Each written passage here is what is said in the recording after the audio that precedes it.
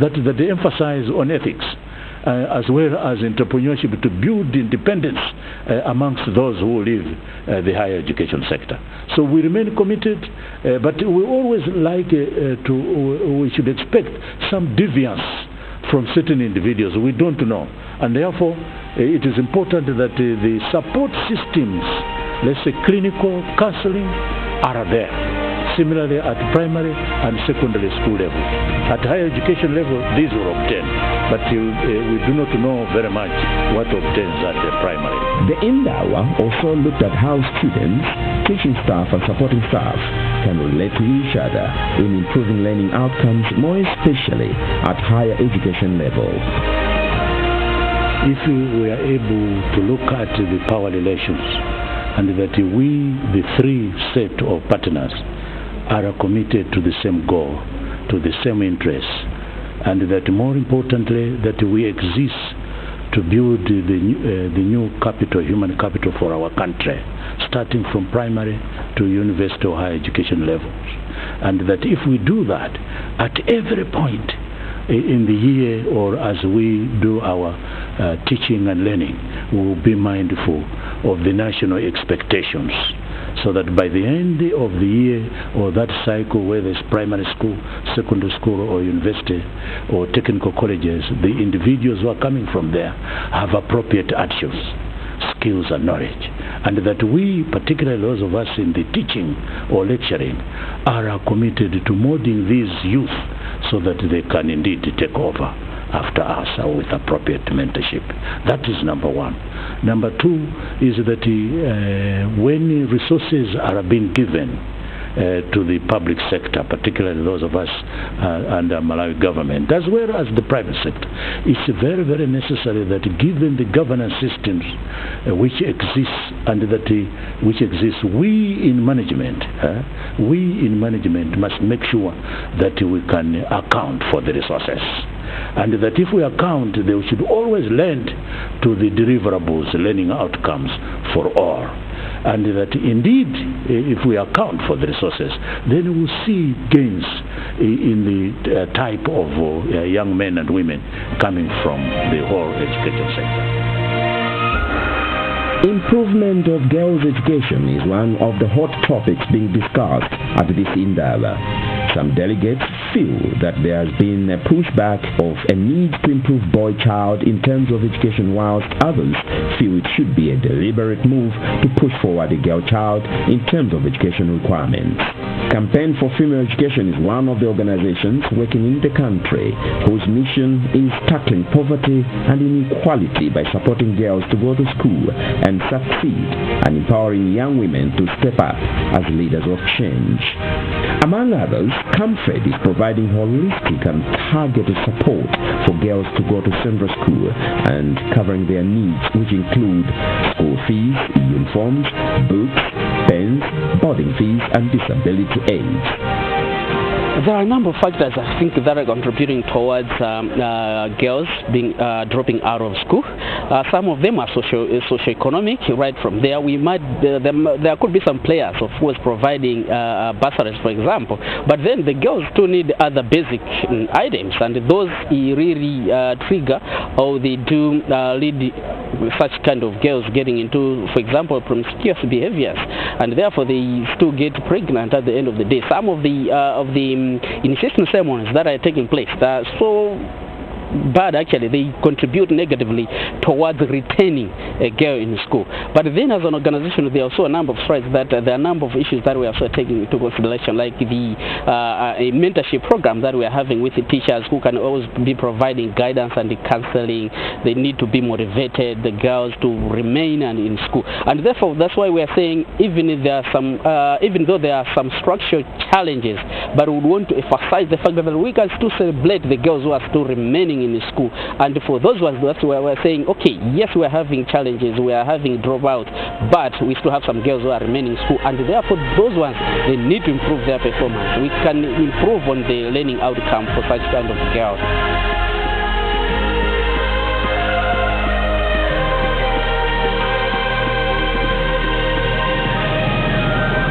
After 2 days of serious discussions, the incoming chair of Development Partners in Malawi said member delegates are aware of some of the challenges that are hampering desiring learning achievements and challenges, whose proposals of mitigating them have emerged from this conference. It is clear that the fragmented programming of early child development and primary education has deterred attainment of basic skills in literacy and numeracy. It has also been highlighted that it is important to strengthen technical education in secondary schools. We are looking at 21st century skills. We are looking at skill building. Let's focus on terminal examinations at the end of primary school, focusing on what skills does that child have moving forward, regardless at which point they leave the education sector. So it is important to equip children with skills, with vocational skills. Malawi has already created in the recent past an infrastructure of a network of 34 schools that start early, and it's a question of understanding how that pilot is working. But remember, 20 years ago, if I'm not wrong, Malawi was having skills in secondary schools, metalwork, woodwork. This was very strong. It's an area we may want to revisit. However, at primary school level, government of Malawi, as well as development partners, are implementing several interventions in order to improve learning outcomes by providing adequate space to learners and training of teachers to conduct teaching services.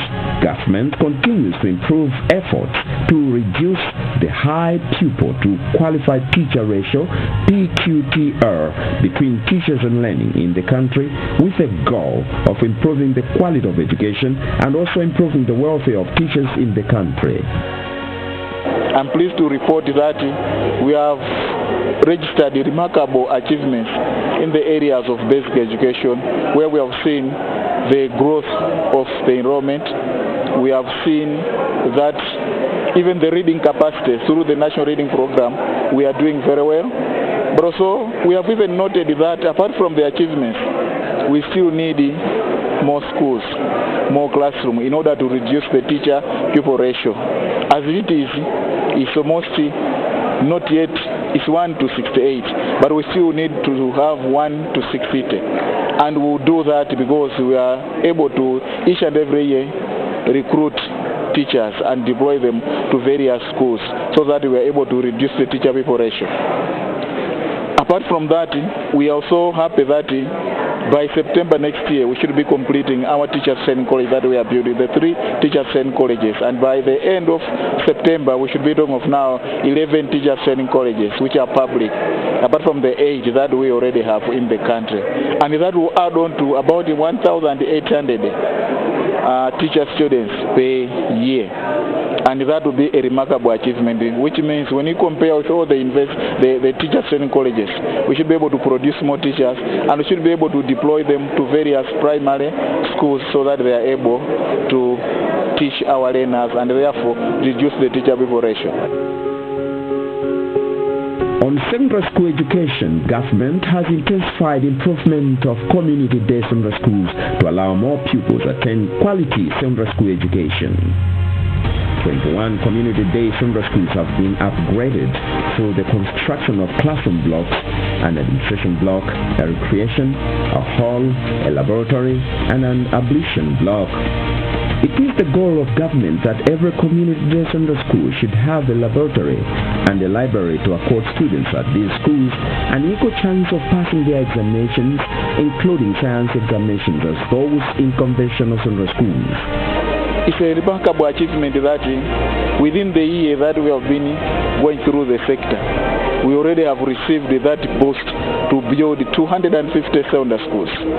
And we also shortly be announcing additional 100 community-day secondary schools. So it's a boost to the sector because all along the transition rate has been only 37%, which means that the rest of the learners have not passed through the university or secondary education. So by building more secondary schools, that means now we absorb more learners from the primary school, because our aim is to make sure that everybody that writes exams and passes at standard 8 that one should just transit to secondary school because he has passed, he has the qualities to do secondary education. But because we only have very few secondary schools, so we've been resorting to doing selection. Otherwise, it's just a simple task. Everybody goes to the secondary so that we have more and more learners at secondary school level. We are doing very well. We are able to procure required textbooks, and we believe that once we complete the construction, we'll do better. Among many projects that government has implemented in HASTE project, which is aimed at increasing access, quality and relevance of higher education by improving infrastructure, providing merit-based scholarships to science students, and improving staff capacity of 7 institutions at an estimated cost of $46.7 million.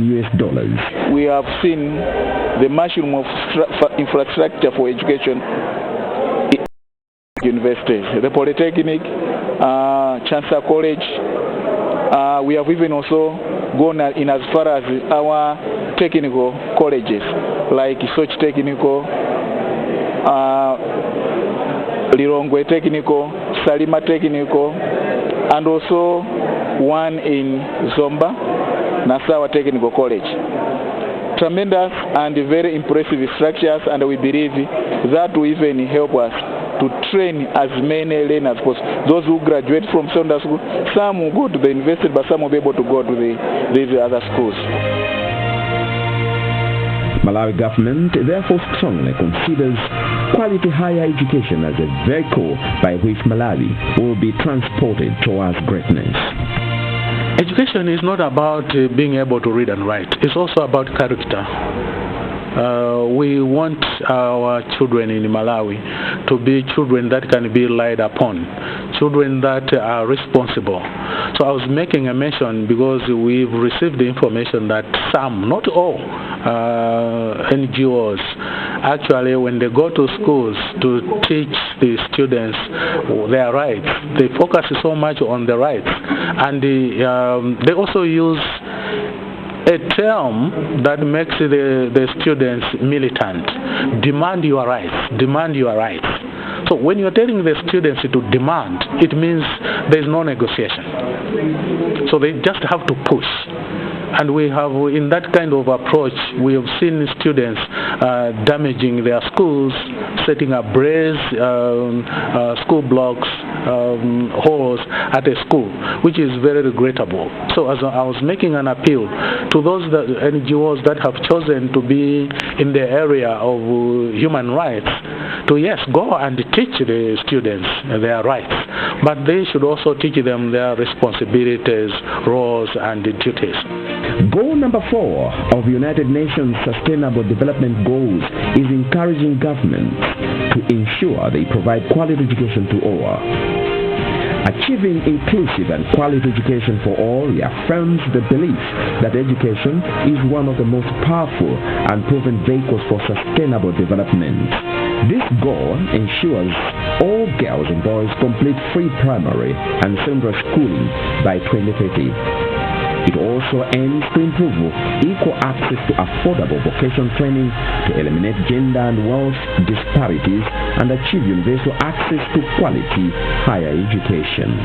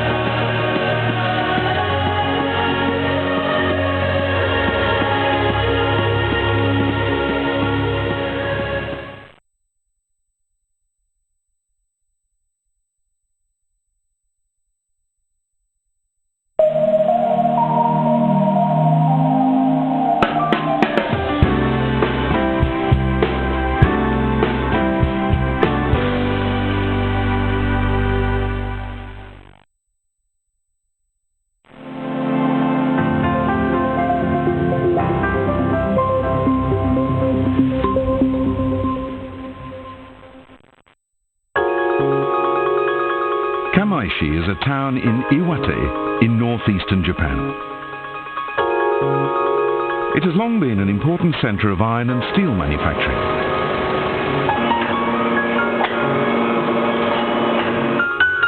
This old industrial town has now developed a metal material that's changing the world. Cobarion is a new cobalt chrome alloy that's dramatically less likely to cause allergic reactions. The medical world has long needed such an alloy, and it's been quickly adopted for artificial joints and dental prostheses.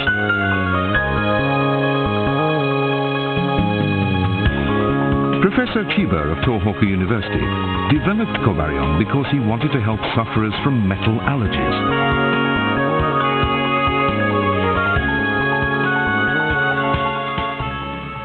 When I first saw a photo of a metal allergy reaction, I was astonished at its severity. Metal ions from one small contact spot have spread all over the body, causing widespread inflammation. This was what made me determined to look for a solution. Most metal allergies are caused by the presence of nickel. Nickel is combined with other metals to make alloys stronger and easier to work with. So it's widely present in surgical instruments, orthopedics and dental prostheses. Professor Chiba began searching for a way to make metal alloys stronger without the need for nickel. He discovered that nickel could be replaced in alloys by a nitrogen compound. To develop a practical manufacturing method, he enlisted the skills of a metals company in Kamaishi. However, in 2011, just as they were on the point of succeeding, Kamaishi was devastated by the Great East Japan earthquake. The development team and their families suffered greatly from the disaster. The future of the project seemed bleak. Despite the difficulties, we thought that this project could act as a trigger to help spur the work of reconstructing our region, so we redoubled our efforts. Determined to heal the wounds left by the disaster, the team pressed on and completed development. The alloy they produced was Cobarion.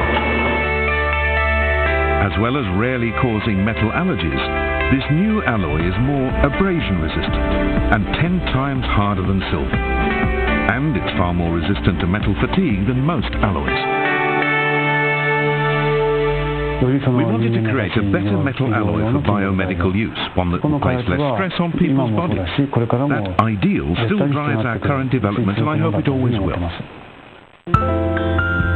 The new material is also very attractive, with a luster as brilliant as platinum.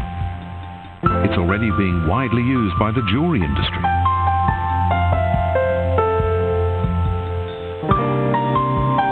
Cobarion is a boon for people who long to wear precious metal accessories, but were prevented by allergies. I often saw jewelry I would have loved to wear, but it was just impossible.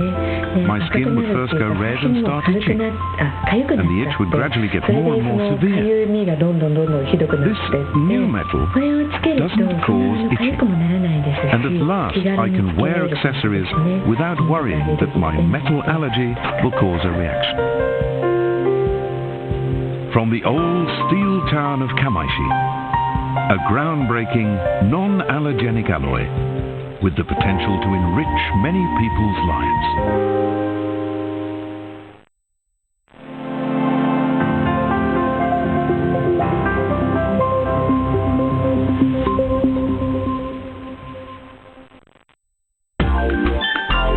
These days, pretty much everyone carries a smartphone. So naturally, there's a vast range of accessories, both functional and decorative.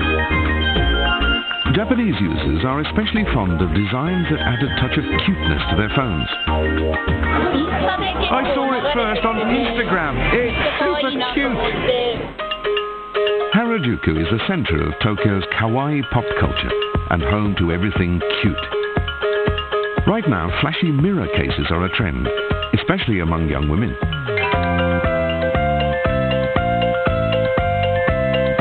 Some even feature actual mirrors for fixing your makeup on the go.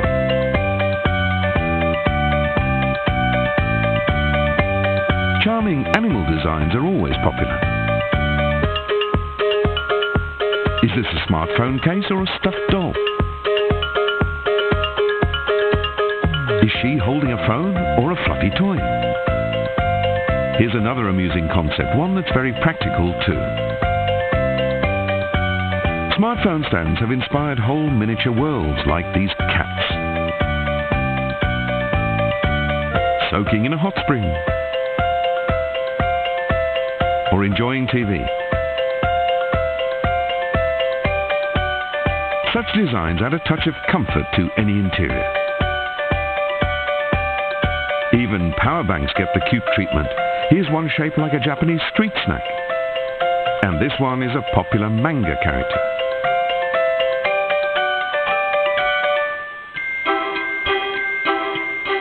One of the biggest hits right now is this range of tiny cable accessories. Since their debut a year and a half ago, over 7 million have been sold. When you connect a cable, it looks like a tiny animal is chewing your phone. This was the brainchild of Ayaka Taniguchi. Everything I design aims to give products a more likable, human feel. These fit firmly over the cable end when you're charging your phone. The snug fit keeps the connection solid and ensures the cable won't fray. Because charging cables are constantly being plugged in and pulled out, it's quite common for the ends to fray and fail. For Taniguchi, this was a problem looking for a solution. The idea came to her one day seeing a dog on a leash. A little animal on the end of the cable would add strength and be fun too. These accessories aren't just super cute, they're functional too, as they protect your cable and extend its life. Taniguchi put a great deal of thought into the design. Look at his sweet little bottom, doesn't that make you feel good? And the eyes droop a little with a gentle expression, so they never seem angry. One user on a social media site took her concept as far as it could go. It's so cute! It looks like he's chewing my phone, I love it so much! Smartphones may be essential for our life and work, but there's nothing to stop us making them fun. And that's exactly what these cute Japanese accessories do.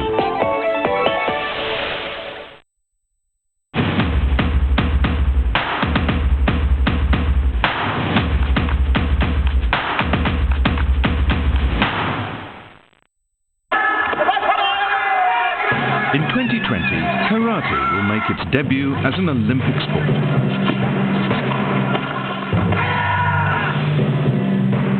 This traditional Japanese martial art emphasizes strikes and kicks.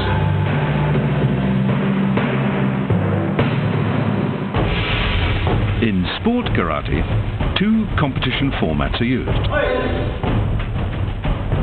Kumite is a type of sparring. Points are gained by attacking the chin or body. It looks as if they make contact, but all blows are pulled before they hit. The other format is kata.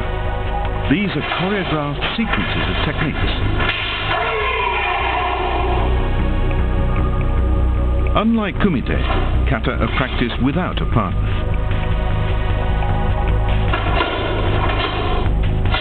Instead, each fixed set of movements is performed while visualizing an opponent.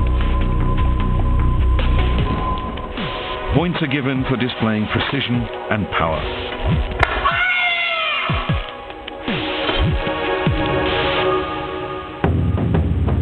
The island of Okinawa lies in the far south of Japan. Modern Japanese karate has its roots in the traditional Okinawan martial art. In Okinawa, the main emphasis is on kata. In principle, every kata begins by neutralizing an attack. For example, look at the way his right hand moves. This is a technique to intercept and deflect a strike. After defending himself, he then uses the minimum force needed to subdue his attacker.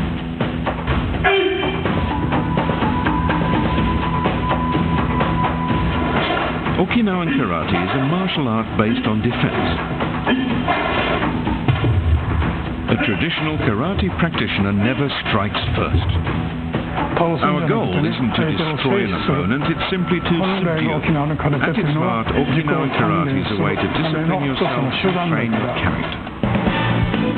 Because karate is an excellent means to develop self-discipline, it's often taught in schools. In Okinawa, over 80% of middle schoolers take karate classes. This has far more than just physical benefits. It strengthens their powers of concentration and fortitude.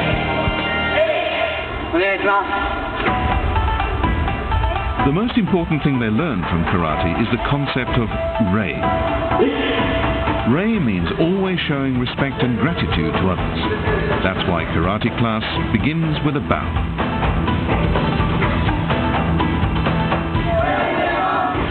Karate gives them a natural sense of courtesy and respect that will serve them well throughout life. But karate has taught us the importance of always having good manners and showing gratitude to other people. Karate teaches you to think about the other person and be aware of their feelings. And I learned how important it is to greet people correctly.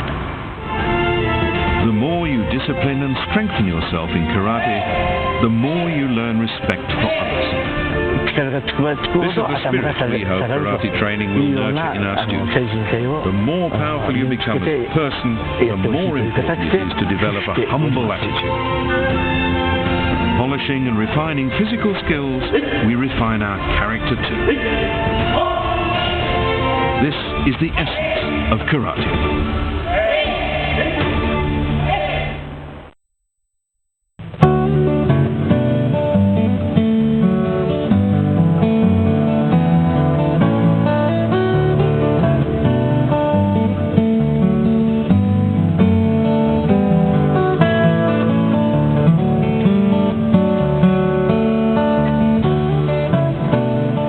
Boma la Malawi lakazikisa ntchito zosiyana-siyana mu nduna za chilengedwe, mphamvu ya magetsi ndi migodi, yomwe mwazina ikufunapo matha zaka zisanu zikubwerazi chiwerengero cha anthu omwe adzisagwiritsa ntchito mphamvu ya magetsi zafike pa theka la anthu a mdziko muno. Pakanali pano ndi makomo 11 okha mwa makomo 100 amene amagwiritsa ntchito mphamvu ya magetsi pophikira kapena kuwunikira. Ichi nchifukwa chake boma linagawa kampani ya ESCO kukhala mzigawo ziwiri zoyima pazokha. Kampani ya Electricity Generation Company Igenco inapatsidwa chigawo chopanga mphamvu ya magetsi kudzera malo onse okhozera mphamvu za magetsi a hydro power stations ngati Kapichira Power Station, Mkula B, komanso A Power Stations, Wogwe Power Station ndi ena ambiri.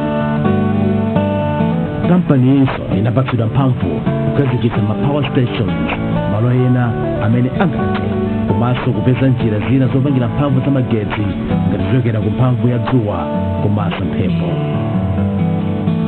Boma linakhozanso kampani ya ESCOM yomwe cholinga chake tsopano chachikulu ndikupereka ndi kugawa magetsi madera osiyanasiyana ataphikidwa bwino ndi kampani ya Igenco. Koma kwa nthawi yayitali mphamvu za magetsi zakhala zikuchepa mdziko muno kamba kuti mastation ambiri amene amapanga mphamvu ya magetsi amadalira kwambiri madzi a mtsinje wa Shire omwe akumapha kawirikawiri kamba kuchepa kwa mvula. Mvula nguri alepereka kusile kuti mafurofoka mvula ikagwa kuno ndiro madzali amapita kuti amapita ku Seliva pamene ndi kuti amapita state ku Oliva umusiku uja osati kuya. So mvula amati nangona kuti mvula tonse amene kupangawa tudalira kuti tudalira ku mtsinje wa Shire. Mtsinje wa Shire wangulu libe madzi ndi kuti koseko mafuta okhawa.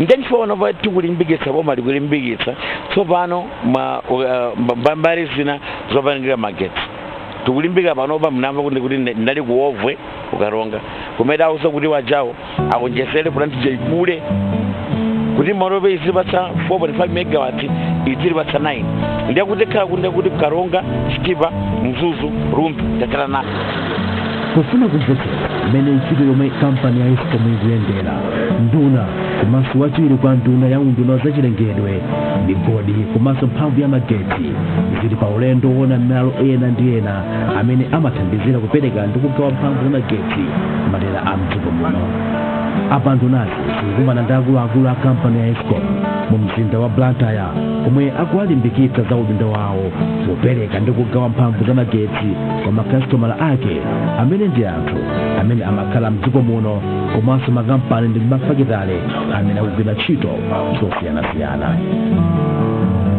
kuonetsetsa kuti mphamvu za magetsi zikukhala zokwanira boma linapereka mphamvu kwa kampani ya Eskom kugula magetsi makampani ena amene sinaboma imodzi makampani amene ikugwira ntchito yotamandika kwambiri kupereka mphamvu za magetsi yowonjezera ndi Agreco awa ndi malo amene kampani ya Agreco ili nawo kuti chili mu mzinda wa Blantyre mashina ya kuthandiza kwambiri tibe mashina amene pakali pazikira utchito kwambiri chifukwa tudalira kwambiri madzi ndi madzi ya tikamaitha mashini kwambiri amamwa madzi ambiri ndi madamu athu aja amapita pansi tena kuthimisa otherwise mola mchenga tiolonga zambiri liki malawi inso madzi akuchepa tikatha kuti tibe mashini amene pakali pazikira utchito kwambiri mafactory ambiri atatseka kale machina mashini amene adizo Agreco pakantha kuti timayenda kwenewe timambira mamawa papiki masana papiki ni mazuwa papiki panthawi imene jayo mashini ena tikamanja chamadzulo timalola kuti madzi akwere pang'ono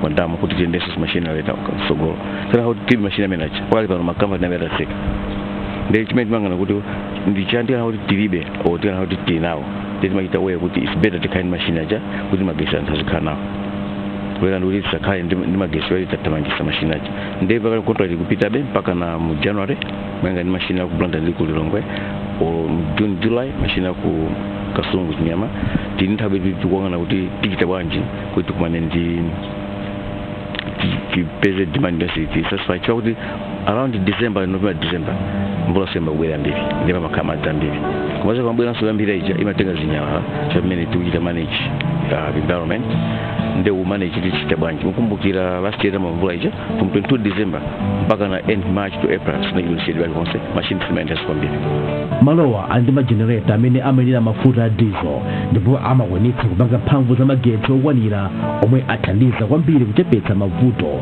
akudzimazima kwa magetsi madera ambiri ndimafuna kuti ndingotsimikizaso komanso muna kwa anthu ena mwina samvetsetsa kuti ndikanakhala kuti Eskom kapena boma silina pange hayala ma engineer amene ajawo kuchoka kwa Agreco ma engineer amene aja agwira ntchito yayikulu chifukwa ndikanakhala kuti sinapange haya kapena kuti ma engineer amene kunalibe ndiye kuti pano pa mdziko uno la Malawi kwadakhala kuzimitsidwa magetsi kwa nthawi itali program ngati program ngati imene alipo 2017 2018 panopa ndikanakhalanso tili mkati magetsi mazima 6 hours 10 hours kwa pano chifukwa tili ndi mashina amene aja amene boma tilapanga haya kudutsa ku Eskom nchifukwa mukuona kuti masiku ano tikati maloli shading mwina ama all 2 hours nthawi zambiri samataya izo ndikozopanga challenge mwina akazima ndi kuti mwina azima chifukwa mwina pa default koma malongo periods iya zimene zikuchitika chifukwa tili ndi backup kuti ngati magetsi achepa kuti mwina anzathu ajengo sakubwetsa magetsi okwana ndiye kuti Agreco aja amapanga switch on ma generator ajawo ndikwambotipatsa magetsi okwanira so nchifukwa muti mana kuti ndikufune kwambiri kuti ndikhale ndi ma generator amene ajawo kuno ndikuchichiri powerhouse malo amene ali pansi pa kampani ya Eskom ndipo ndiofunikira kwambiri pa ntchito zolanjira ndi kugawa mphamvu za magetsi malo ofunikira kwambiri amene kampani inawo kuno kuchichiri powerhouse ndi awa omwe amagwira ntchito ngati ubongo wa dziko lonse la Malawi polumikiza mphamvu ya magetsi malowa omwe akadaulo ake amagwiritsa ntchito screen kuona ndi kuzindikira za mmene ntchito za magetsi zikuyendera ndipo dziko lonse la Malawi pa nkhani za njira zilizonse za mphamvu ya magetsi zili malo yawa mkulu wa kampani ya Eskom wati malo awa ndapamwamba kwambiri komanso ofunikira pa chitukuko cha mphamvu ya magetsi komanso kulumikiza kwa mphamvu ya magetsi Azauka Daulo omene akugwira ntchito ku Eskom ali nawo nduna zachilengedwe mphamvu ya magetsi ndi migodi inati ndi zosangalatsa kuti anthu amene ndi nzika za mdziko muno ndi zomwe zikuyendetsa ntchitozi. Metaona kuno taona kuti anthuwa akugwira ntchito despite kuti ali ma challenge ambiri koma anthu ena ndikuti anthu akuyetsetsa.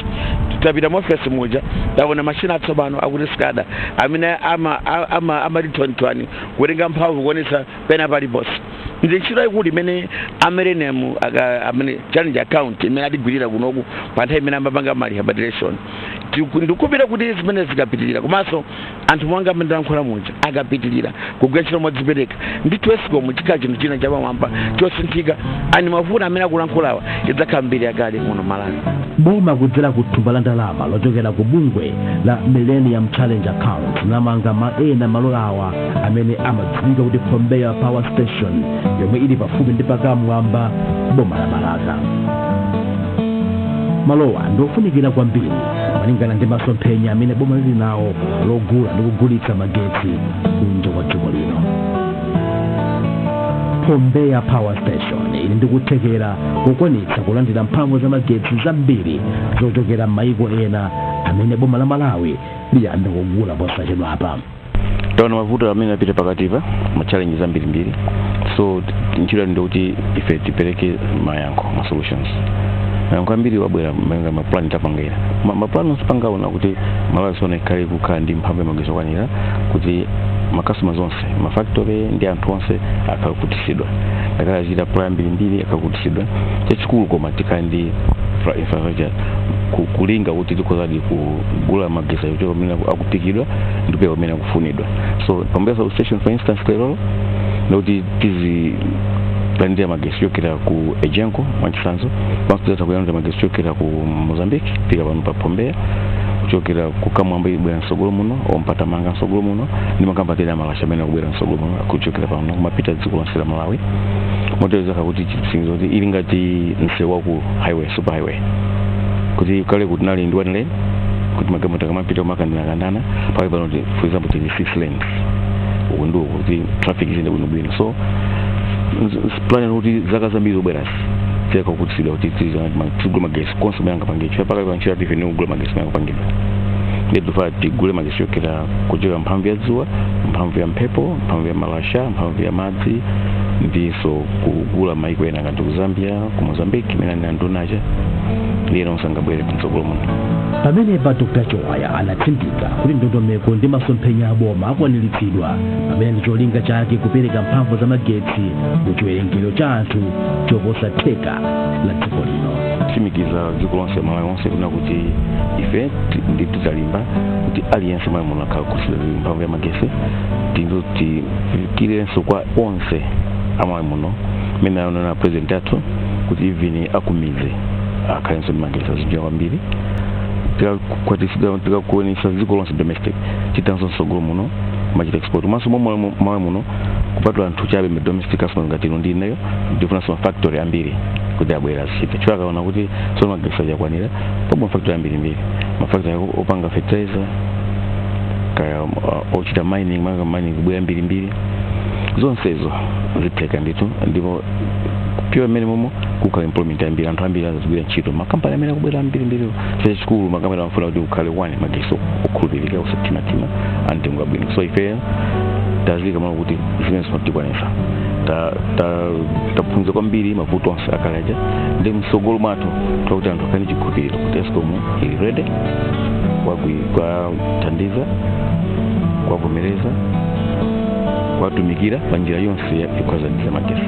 Pali chiyembekezo kuti ndondomeko zonse zizakhazikitsidwa pa nthawi ino ndi maziko enieni komanso olimba asukulu a Malawi pa nkhani za mphamvu ya magetsi. Mphamvu ya magetsi ikakhala yokwanira imathandiza kupereka chiyembekezo makampani ndi mafakitale kuti adzayambitsa ntchito zawo zosiyanasiyana. Ichi chimene taona panochi ndi chiyambi chonoti boma la Profesa Asapita Mutharika lili serious kufuna kuti anthu amale muno akhale ndi mphamvu ya magetsi yokwanira mphamvu ya magetsi kuti azigwiritsa ntchito pa nthawi imene akuyifuna komanso kukonzekera ntchito ya mafactory ambirimbiri imene akutsalwira kubwera nkhani ya migodi migodi mafuta migodi amafunika mphamvu zambiri za magetsi ndipo funika zonse zitheke nchifamona kuti profesa asapita mtalika alimbikira kwa basi kuonesa kuti mphamvu ya magetsi zikhalepo. Inde masiku a dziko lino ali pabwino tsopano pa ntchito za mphamvu ya magetsi ambako kuti boma ndondomeko zoyenerera kuti mphamvu za magetsi zipezeke kudzera mu njira zosiyanasiyana. Zina mwa njira zimene zayikidwa mu ndondomekoyi ndi kukhazikitsidwa kwa malo amalasha wopangira mphamvu ya magetsi komanso kukhazikitsidwa kwa malo wopangira magetsi adzuwa komanso amphepo.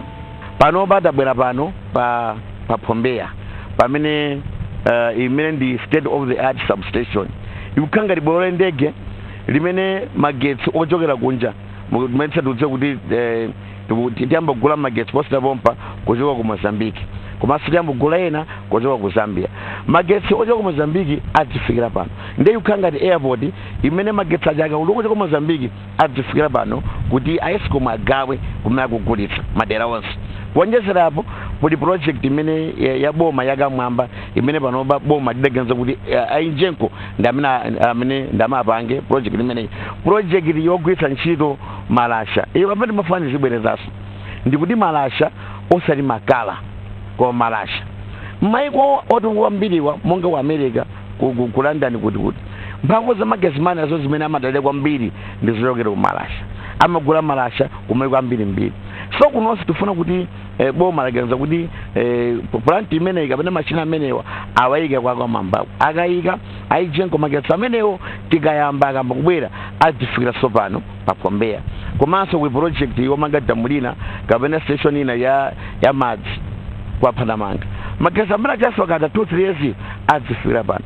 So pano pa Pombeya ndege lalikulu okhala international airport pamene magetsi azifikira komanso nkumagawa malo mofuna magetsi kuti apite. Ndiyani mana kuti boma la Malawi pano patakonzeka kugula magetsi komanso kuyendetsa ntchito zake mosavuta maka chifukwa station ino ya Pombeya komanso station ya Kunkhoma imene magetsi ochokera ku Zambia kumene azifikira. Ntchito ngati zimenezi za Pombeya Power Station zachitikanso malo ena ngati Kunkhoma, Bwengu komanso Kanengo komwe mphamvu zambiri za magetsi zizifikira komanso kugawidwa madera osiyanasiyana. Boma la Malawi latsindika zopereka mphamvu za magetsi odalirika kwa anthu ndi makampani ya mdziko muno.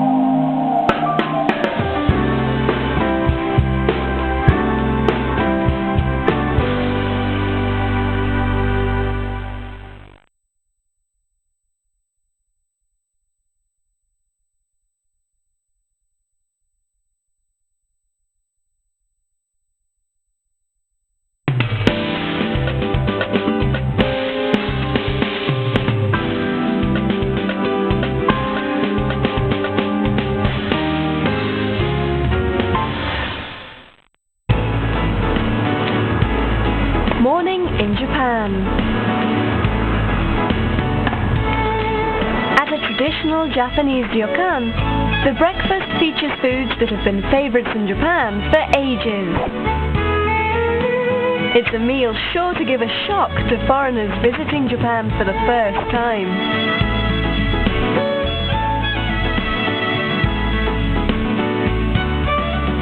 The woman eating the raw egg over rice is Zhao Bing, a Chinese exchange student who has been in Japan 3 years.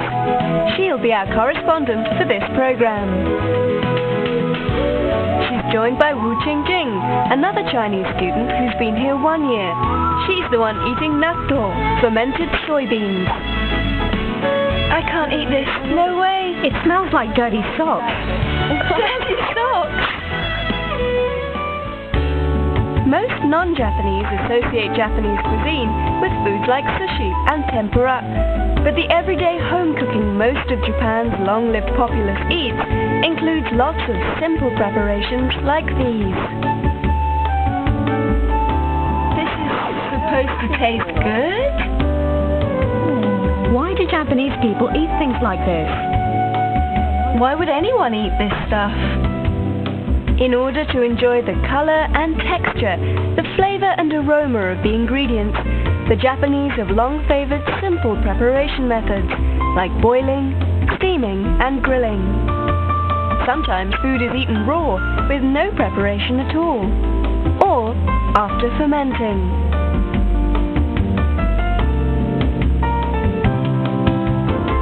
This culinary culture developed to enhance the flavor of foods and make it easier to extract their nutritional value. Today we'll be walking you through an introduction to eating in Tokyo.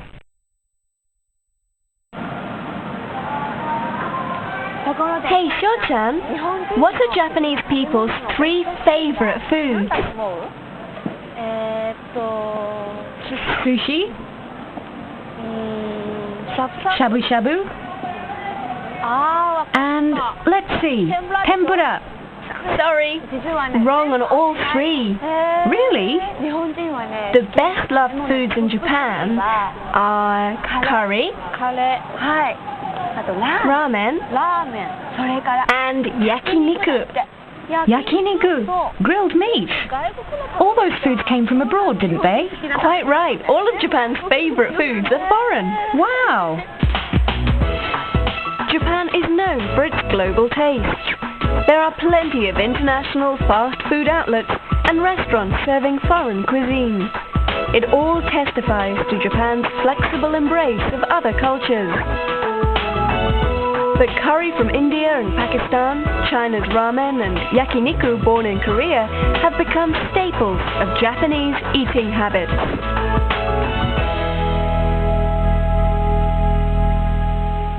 If you're going to eat, you may as well eat something tasty. Right, but there are so many eateries to choose from. Well, that's where magazines like this can help. Wow! But actually, I have my own secret technique. You do? There's a clue that helps me seek out good restaurants. Really? Now.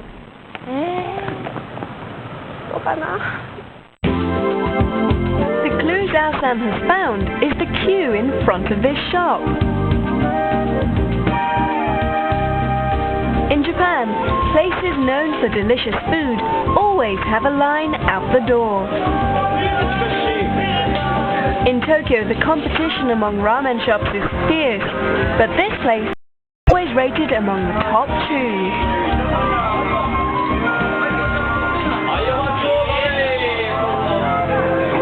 What's this? This machine lets you buy a ticket for your ramen. You put your money in here.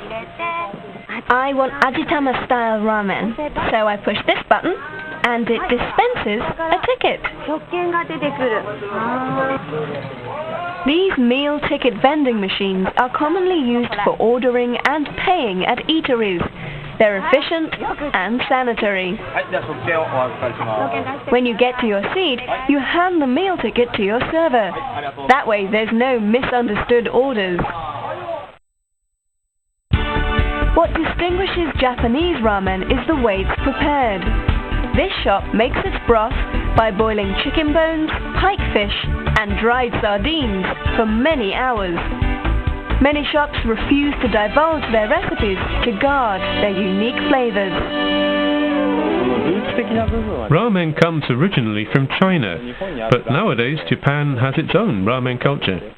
It's the most eaten, best loved food of the Japanese. You have soy sauce-based shoyu broths, pork-based tonkotsu broths, and anything else you can think of. It's a very freestyle cuisine. That's why Japanese people love it. Ramen first came from China to Japan, but it continues to evolve here. Let's eat!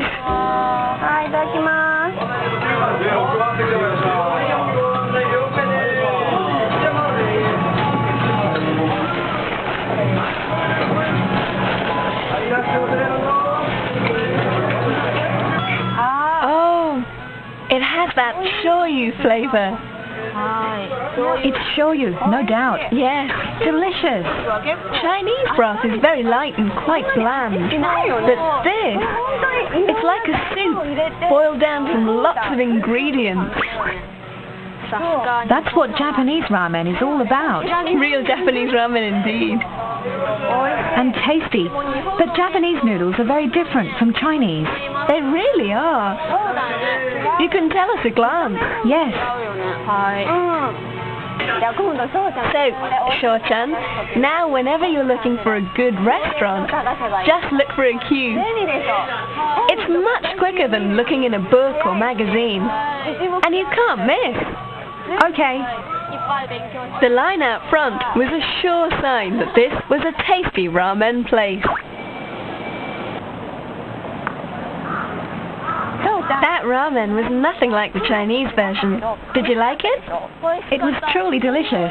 Oh, I'm glad. Has authentic Japanese food, like sushi, gone out of style? No. It can be pricey, but leave it to me to find a good, cheap place. There are plenty.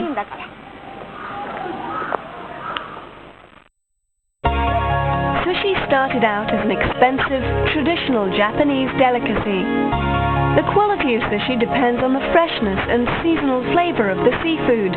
It wasn't something ordinary people could eat. Then came an innovation that made sushi dramatically more accessible to the masses. The sushi conveyor belt. A sushi conveyor belt runs automatically in a loop, carrying dishes bearing various types of sushi past customers who pick the items they want. The price of each item is indicated by the type of dish it's on, which makes eating sushi a breeze.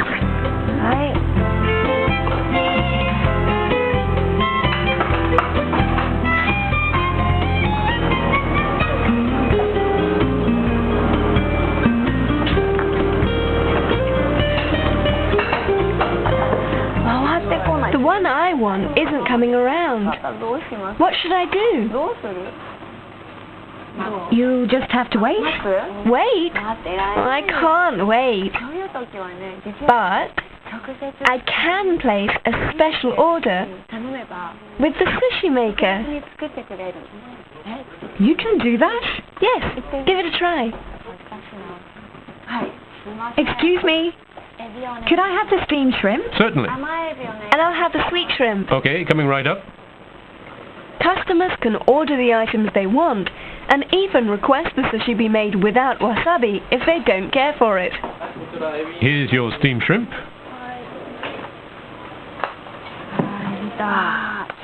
You don't have to wait long for the item you want to arrive. No. Nice, isn't it? Yes, indeed. Let's eat. Wu-san has ordered steamed shrimp. Zhao-san has ordered sweet shrimp. Many different kinds of seafood are used to make sushi.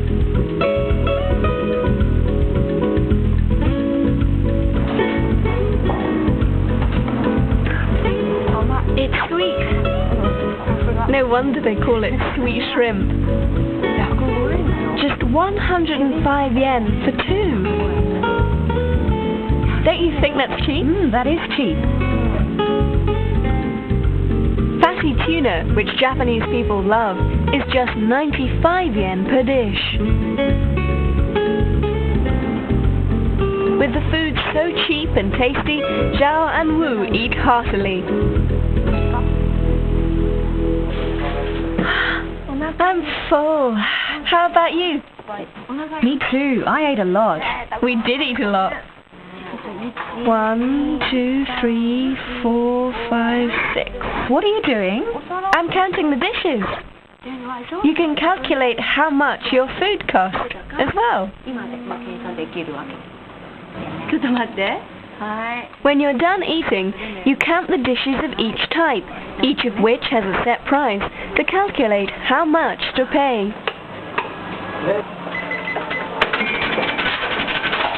You won't find any place where it's easier to figure out your tab than at a conveyor belt sushi bar.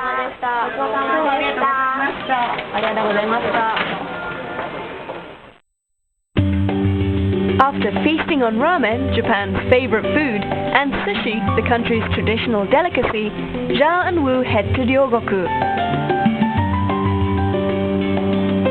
Ryogoku is Tokyo's sumo district, where you can often see sumo wrestlers on the street.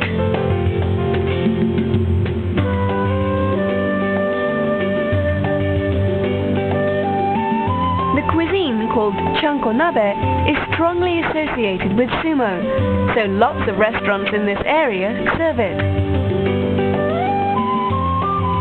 Our two guides think chanko nabe may be the most authentic Japanese food of all, and the secret to long life, so they head to a Ryogoku eatery. Originally, chanko referred to the entire sumo wrestler diet. Chanko nabe is the quintessential sumo dish. It's an old tradition for sumo wrestlers to eat together in a big group around a nabe or pot. In the sumo world, meals are also a time for studying sumo rules and an element of building a strong body. Nabe cuisine is simple, just ingredients boiled in a pot. For Japanese people, it's the essence of home-style cooking.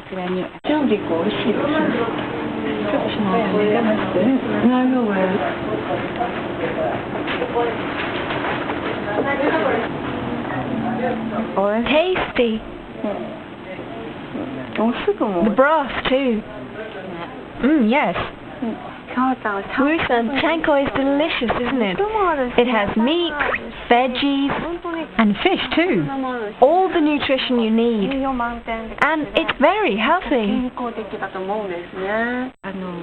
You know how elderly Japanese live long, healthy lives?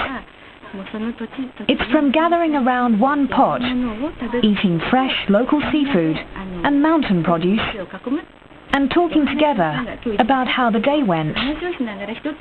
Eating around a nabe keeps the mind healthy, as well as the body.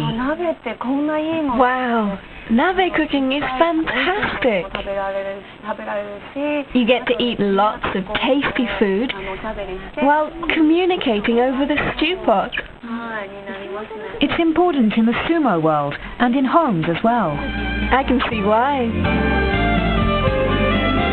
Zhao and Wu have glimpsed Japan's indigenous food culture through nabe. It's a cuisine that has been eaten in Japan for generations. Simple, yet well-balanced, the secret to a long life. While preserving its own foodways, Japan has enthusiastically welcomed foreign cuisine. That's the culinary culture behind Japan and its long-lived people.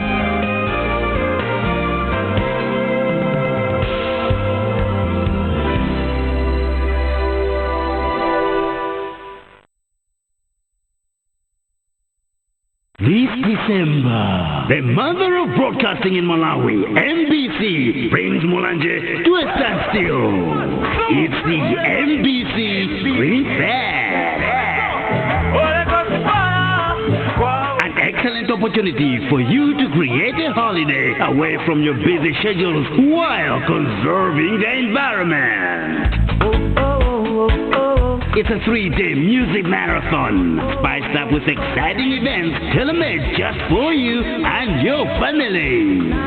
MBC Green Fest. Mulanje, are you ready?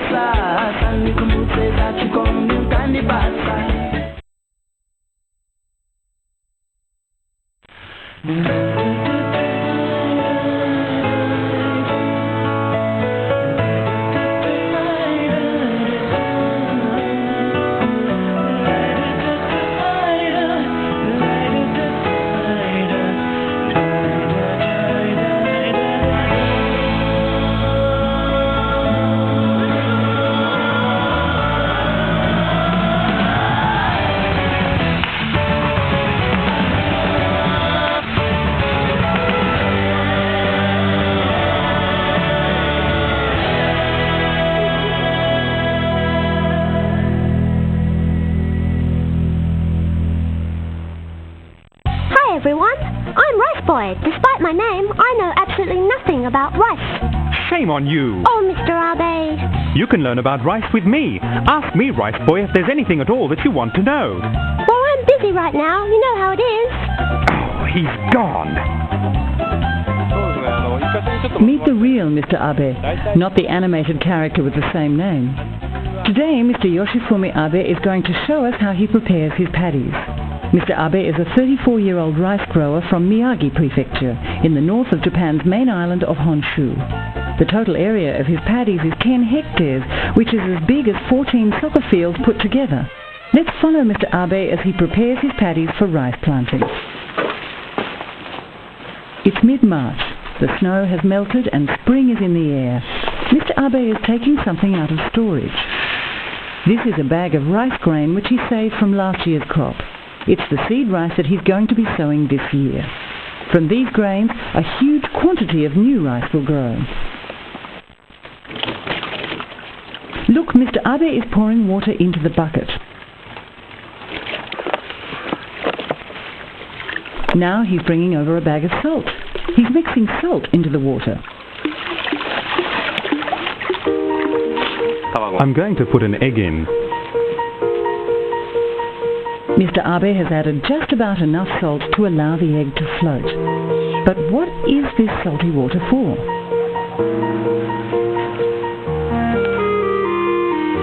Now Mr. Abe adds the seed rice to the salty water. This procedure is called brine sorting. It allows the healthy seeds to be distinguished from the poorer quality ones.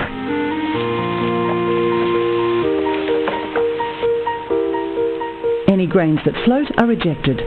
Mr. Abe explains that these seeds would not grow vigorously to full maturity.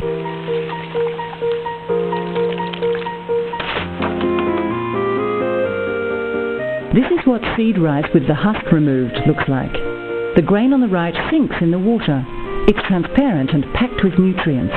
The grain on the left is premature, so it floats on the surface.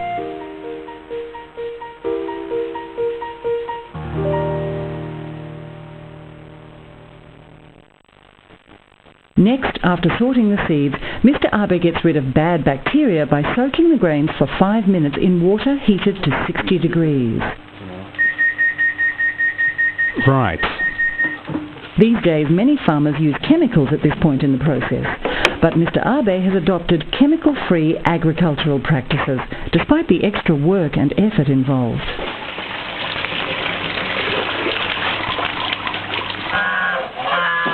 Over the next few weeks, the grains of seed rice will absorb lots of water. They will then be ready to germinate.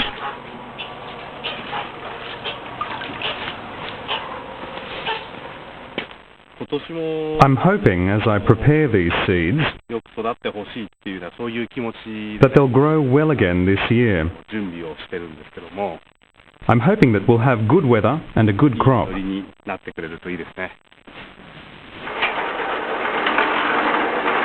Next, Mr. Abe prepares the soil to receive the seeds.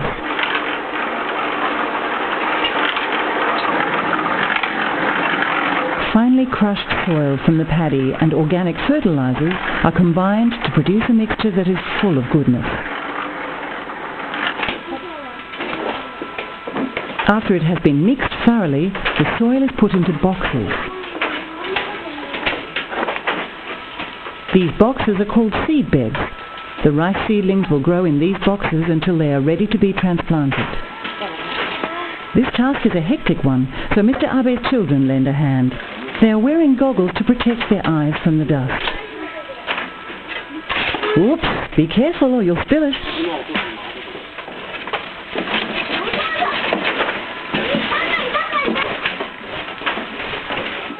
Abe sows as many as 4,000 seed beds.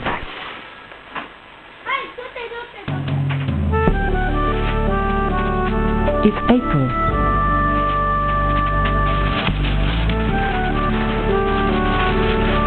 The first task in the paddy itself has finally begun. You can see the tractor moving forward very slowly. It's building up the ridge bordering the paddy.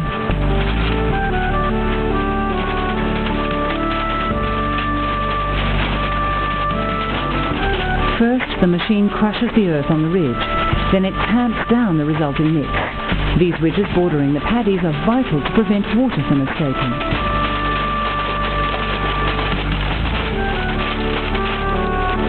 This task used to involve a lot of hard labour.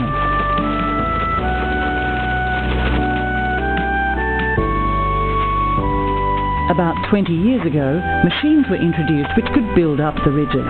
Until then, people had to do the job manually using hoes and ploughs. Without machinery, it was heavy work indeed.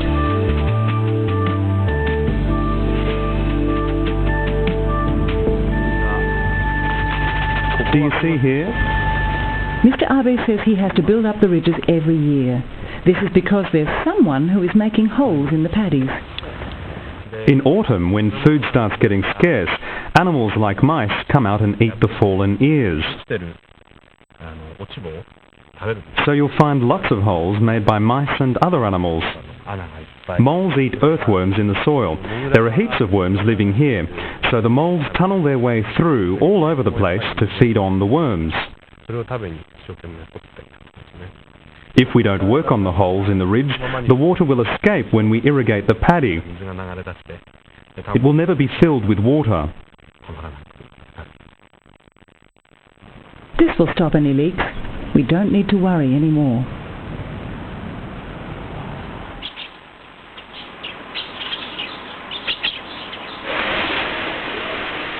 The seed rice has been soaking in water for about a month. The seeds have absorbed a lot of water and can now be sown in the seed beds.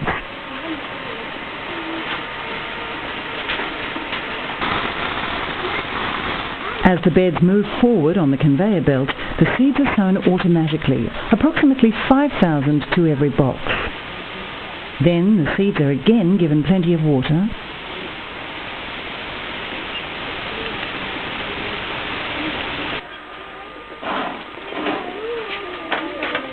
followed by enough soil to cover the surface of the beds.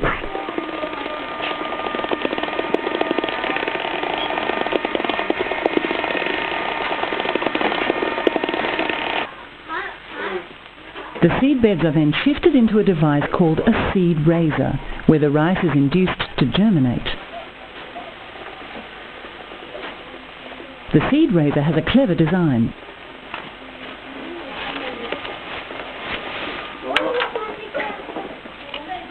Hot water is poured into the bottom section. The water is then heated some more. For the rice to germinate, there has to be sufficient humidity, and the temperature must stay between 25 and 30 degrees.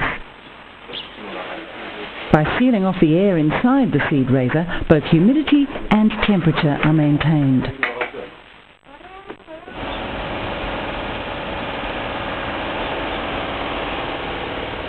Out in the paddy, Mr. Abe still has a lot of things to do.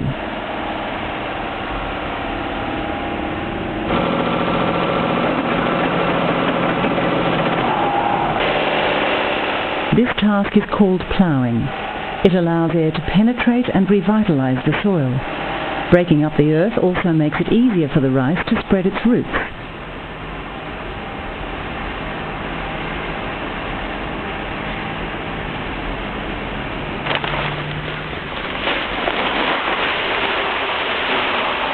Preparation of the soil continues. Fertilizing is the next step. The base manure of organic fertilizer is scattered in the paddy.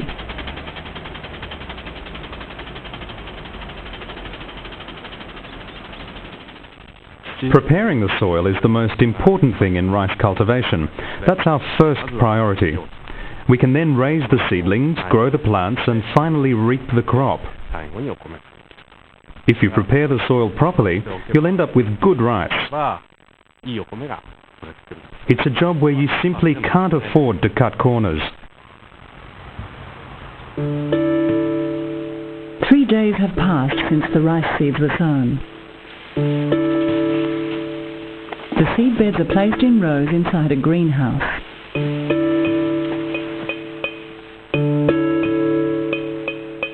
The seeds have germinated. The shoots are now about 2 centimetres long. For the month prior to transplanting, the young seedlings are tended with the utmost care in the protective warmth of the greenhouse. Mr. Abe is working at an irrigation ditch near one of his paddies.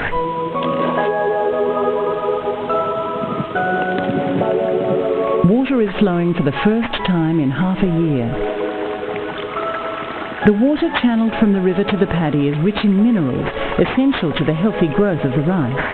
When fed with water, the earth becomes even more fertile.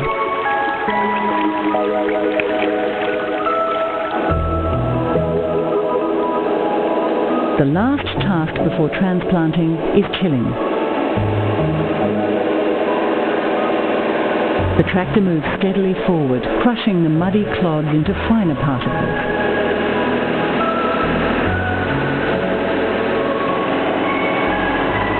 Then the ground is levelled so that the seedlings will all be planted at the same height. This also forms a layer of mud at the bottom of the paddy, which stops water from escaping into the ground below.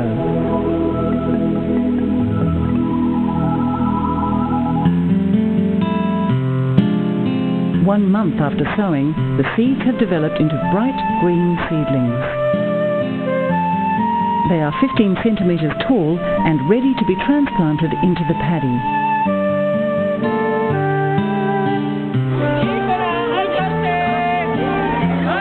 On the first day of the new season's planting, Mr. Abe invites some primary school children to his paddies so that they can gain first-hand experience of the work involved. A group of Year 6 students have come from Sendai City, about 50 kilometres away. They have never been in a paddy before. This is the traditional Japanese way of rice planting. The clumps of seedlings must be spaced apart from each other, all at the same interval. They must also be planted firmly so that they won't come out of the ground. What does the soil feel like? How hard is it to keep planting seedlings one clump at a time? Mr. Abe wants the children to learn from this experience. He hopes it will help them to appreciate rice, as their forebears have done for centuries.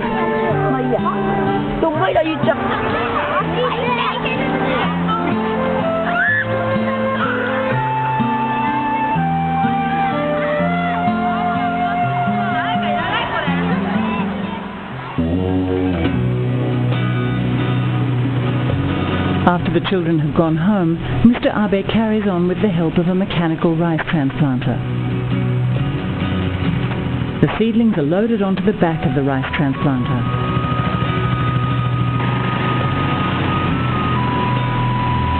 Two months after the selection of the seed rice, the paddy is in the final stage of preparation for cultivation.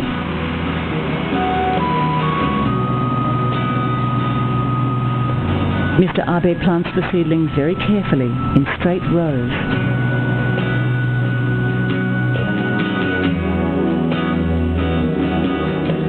Now you know exactly how to go about preparing a rice paddy. Yet Mr. Abe still has a great deal of work ahead of him. Good luck, Mr. Abe.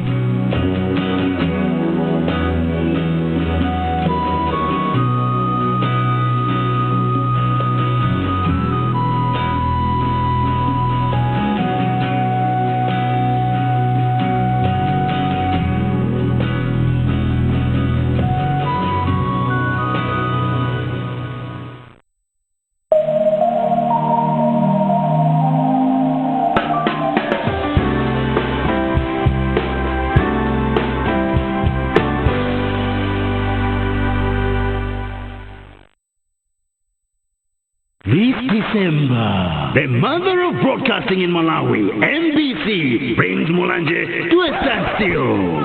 It's the MBC Spring Fest. An excellent opportunity for you to create a holiday away from your busy schedules while conserving the environment. It's a 3-day music marathon, spiced up with exciting events tailor-made just for you and your family. MBC Green Sands, Mulanje, are you ready?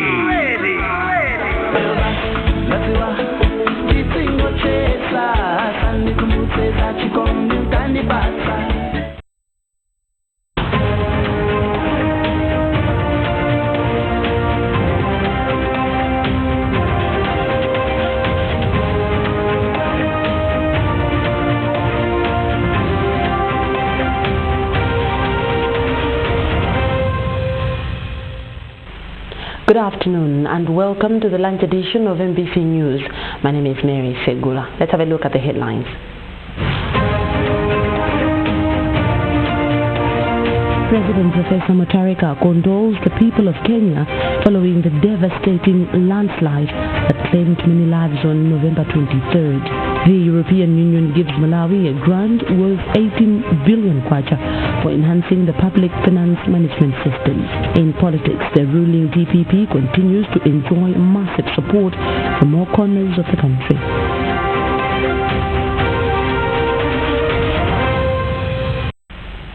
Glad you could join us, and now the news in detail. His Excellency the President, Professor Arthur Peter Mutharika, has sent a message of condolence to His Excellency Uhuru Kenyatta, President of the Republic of Kenya, and the people of Kenya, following the devastating landslide that claimed many lives in that country's West Pokot County on the 23rd of November 2019. A statement from the Ministry of Foreign Affairs and International Cooperation says government and the people of the Republic of Malawi are saddened by the tragedy. The First Lady, Madam Professor Gertrude Mutharika, says people should not take advantage of some cultural values to stigmatize couples with fertility challenges. The First Lady said this during a special program on MBC at Kamuzu Palace in Lilongwe. Simeon Shumba has the details. Infertility is a serious personal, social and public health issue in developing countries such as Malawi. Infertility is often a hidden problem in Malawian context, and the social exploitations can also contribute to the problem. However, seeking help intensively may have financial and physical consequences and places considerable demands. This issue has many serious psychological and social consequences, including social exclusion, verbal and physical abuse, and marriage breakdown. Despite these issues, infertility has not been a priority for policymakers and practitioners in developing countries like Malawi. Concerned with the serious psychological and social consequences, the First Lady, Madam Professor Gertrude Mutharika, is in a campaign to break the silence on issues of infertility. The First Lady, who is also the ambassador of Make Foundation More Than a Mother, told MBC that some cultural values are contributing negatively to the psychological torture of infertility couples. Kugambira ndo kumakhala kuvuta chifukwa cha chikhalidwe chathu chimene chimaloza mzimayi kuti ndamene ali ndi vuto. Chifukwa chotakula mu chikhalidwe chimene chicha kumakhala kuvuta kuti iwe ufotokoze kuti ndilibe mwana kwa munthu wina, chifukwa the blame is on you. So chifukwa cha chikhalidwe chimenechi anthu sitinathe kumasuka kumanena kuti ine ndilibe, chifukwa kuti iwe ukangomuza nzako ndikuti nzako amba ndiye kukunena chifukwa chani, ndikuti munataya mimba. Pali zifukwa zambiri zimene anthu amakupatsa kumakuganizira kuti unachita chifukwa cha sukubereka. Ndi chifukwa cha zimenezo nkona anthu amakhala chete kuti ine ndingozikhalira mmene ndililimu. Unfortunately, the blame imambira so nyumba momwemo from your husband kumakuloza chala kuti ndiwe. So ikamba nyumba momwemo ndeti ma parents azibalako onse akuyangana pa iwe kuti iweyo ndamene uli ndi vuto untendere ulibe ukamuza ndani. Meanwhile, the First Lady has appealed to couples to seek medical attention, saying some issues bordering on infertility can be addressed at the hospital. Tufuna kuti tifike pa size ifa Malawi yoti munthu azinena kuti khali kukwati khali kunsika azikhoza kuti ine ndivuto ndibe mwana koma ndikukhala ndi chimwemwe I'm happy. Komanso tifuna kufunitsitsa kuti anthu amene alibe mwana asamangodziganizira kuti ine mwina ndalodzedwa mwina chinachitika apite kuchipatala chifukwa akuchipatala akuti mavuto ena ndochepa oti achipatala akhoza kutha. Komanso china chimene tifunitsitsa nchokuti ambiri amene ali ndi mavuto ngati amene ambuya awadalitsa apatsane kuti chimwemwe chawo chifike pa identi. Recently, the First Lady, Professor Gertrude Mutarika, received an award from Make Foundation in Ghana for her passion and courage of taking a leading role on issues of infertility and breaking the silence. The Office of the President and Cabinet regrets to announce the death of Honorable Nelson Konje, former Speaker of Malawi National Assembly. The late Honorable Konje died on the 24th of November 2019 at Manza District Hospital. The OPC statement says the body of the late Honorable Konje will be laid to rest on Wednesday, 27th November 2019 in Manza. Meanwhile, His Excellency the State President, Professor Arthur Peter Mutarika, has directed that the late Honorable Konje should be accorded burial with all military honors as a former Speaker of Parliament. The President has also directed that Minister of Homeland Security, Nicholas Dawusi, should represent the State President at the funeral. May his soul rest in peace. Now, the Minister of Lands, Housing and Urban Development has held the dialogue the ministry held with different stakeholders that has established facts that Livimbo LES school in Limungwe was never sold to any person.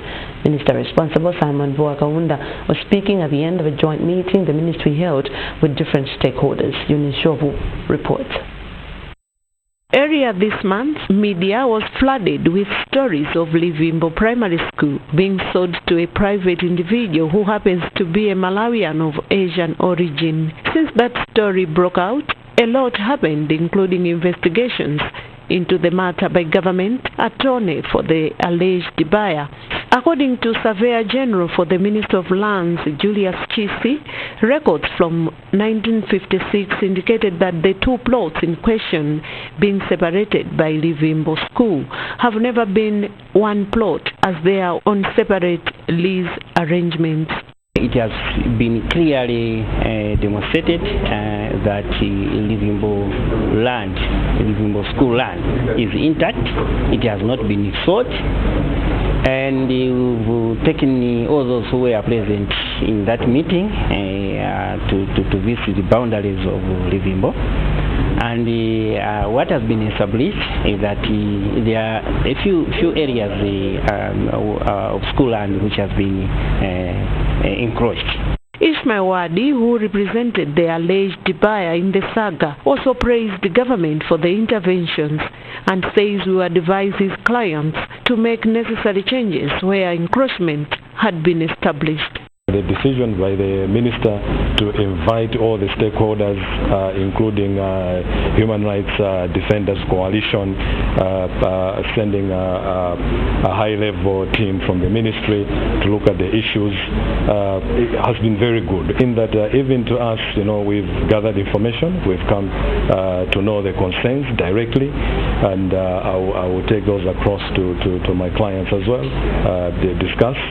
The Minister of Lands, Housing and Urban Development, Voa Kaunda, commended all parties for heeding the ministry's call. Kaunda maintains what he told the nation earlier, that government has never sold the school as portrayed in the media reports. I'm glad today that we have been vindicated. The school has not been sold, and we have presented every information to confirm that the school has not been sold.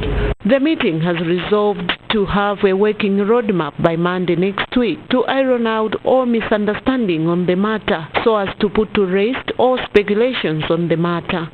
Eunice Jovu, MBC, Lilongwe. The European Union has given the Malawi government a grant of about 18 billion kwacha for the Chuma cha Dziko program, which aims at improving the public finance management system. Speaking after signing the grant agreement, Minister of Finance Joseph Mwanamveka said, among others, the grant will help in dealing with those who are fraudulently receiving multiple salaries and ghost workers.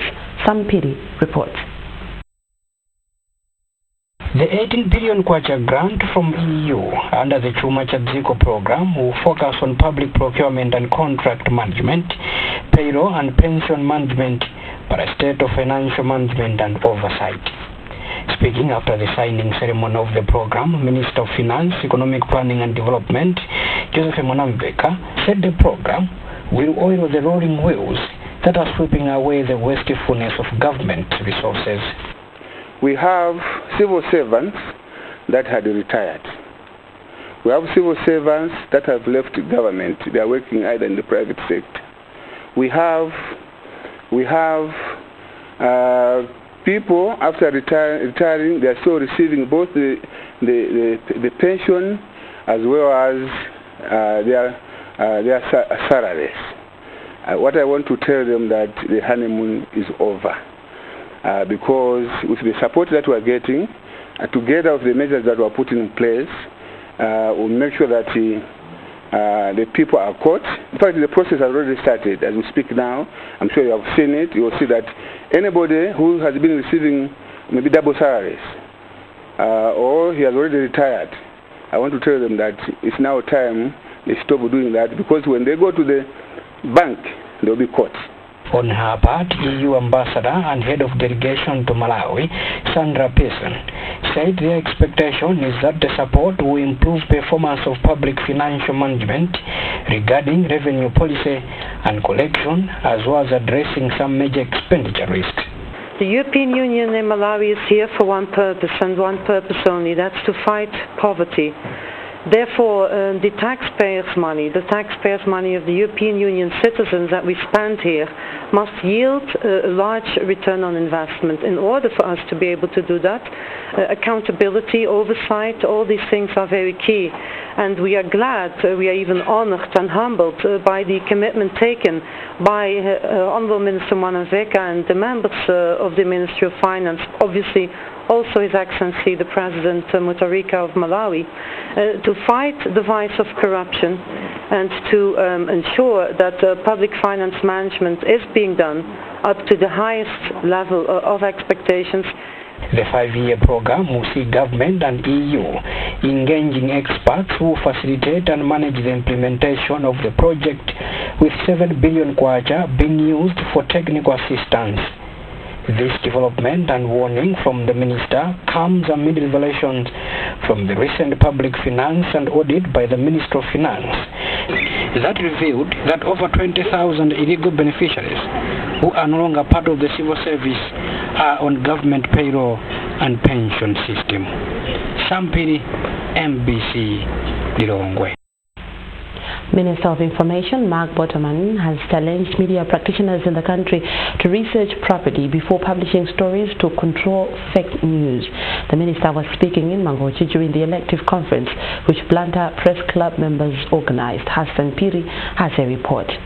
Journalists that belong to Blantyre Press Club conducted an elective conference in Mangochi where they discussed the pertinent issues regarding their profession. The journalists were from the southern part of Malawi, including some from the eastern region. Guest of honor at the event, who is also Minister of Information Mark Bottoman, said it is imperative for journalists to have a conference where they discuss issues surrounding the journalism profession. Bottoman said journalists have a role to play in making sure that the country is free from issues of fake news. He then challenged the media to do enough research when dealing with fake news. My challenge to journalists is first of all to invest more in investigative journalism. That when they have an issue, they've got to go deeper to investigate and come out with the truth on that particular issue. I was also challenging that there is need to rise above petty petty issues or petty politics, but to promote their country, to promote issues objectively. President for Blantyre Press Club, Blessings Kanache, who has since been re-elected, said the club appreciates the relationship that exists between government and members of the media. Kanache said members for Blantyre Press Club have taken heed of the advice from the minister on fake news. As the media, we should help government in making sure that such issues of fake news, which are in one way or the other are derailing our own development in the country, should be rooted out. During the 3-day elective conference, members have elected the new executive committee members led by Blessings Kanache as the president and George Banda as the vice. Esther Nyanja has been elected as the secretary general. Secret Segula has been elected as the treasurer, and Yamikan Lanjesi, among other notable faces, have been elected as members of the executive committee. The theme for the conference was fake news, the case study for Malawi. Hassan Piri, MBC News, Mangochi. Well, in case you're just joining us, you're watching the lunch edition of MBC News. My name is Mary Segula. A reminder of our top stories. President Professor Mutharika condoles the people of Kenya following the devastating landslide that claimed many lives on November 23rd. The European Union gives Malawi a grant worth 18 billion kwacha for enhancing the public finance management system. In politics, the ruling DPP continues to enjoy massive support from all corners of the country.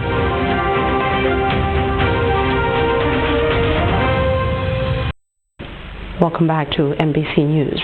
Now, government says it is working towards strengthening its cooperation with relevant stakeholders in the implementation of policies and legal frameworks to eliminate gender-based violence.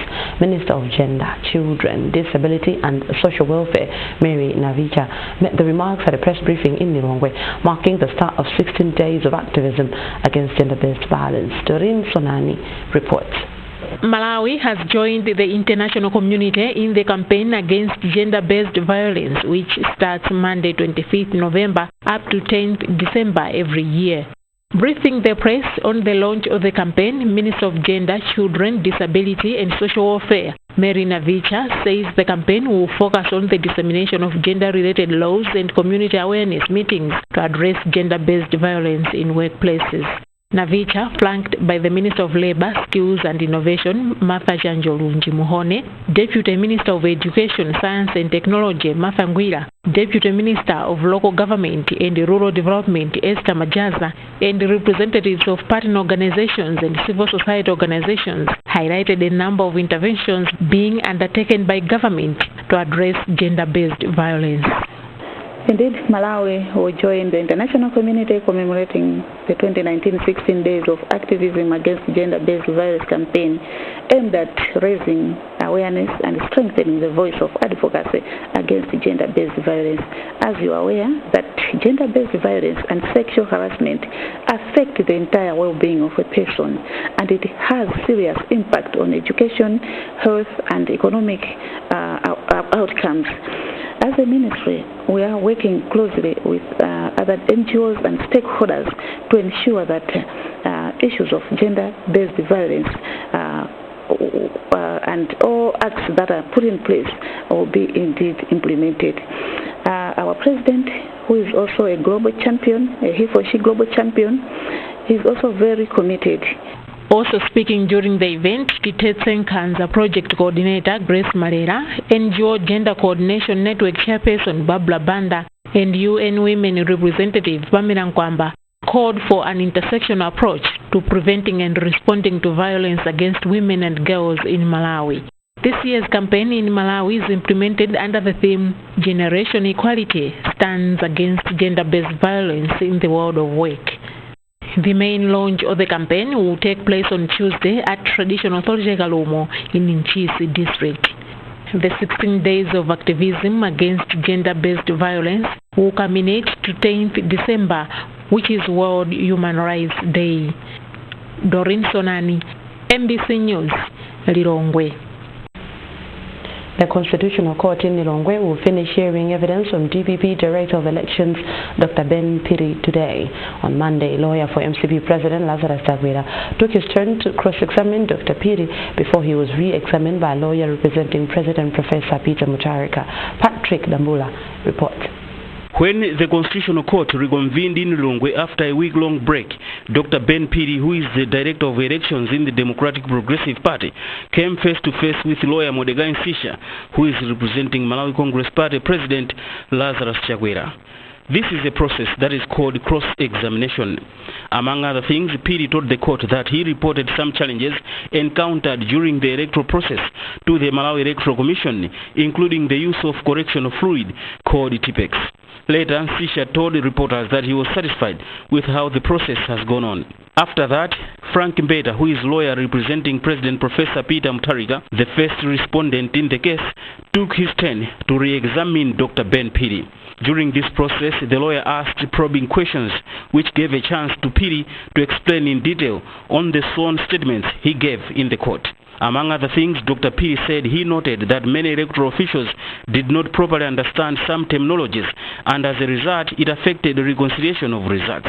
He further explained that this resulted in the use of TPEX, which was aimed at correcting the mistakes which had been made. Dr. Piri also said the Malawi Electoral Commission used original tally sheets, hence it is only 500 duplicates which were used against a total of over 5,000 polling centers.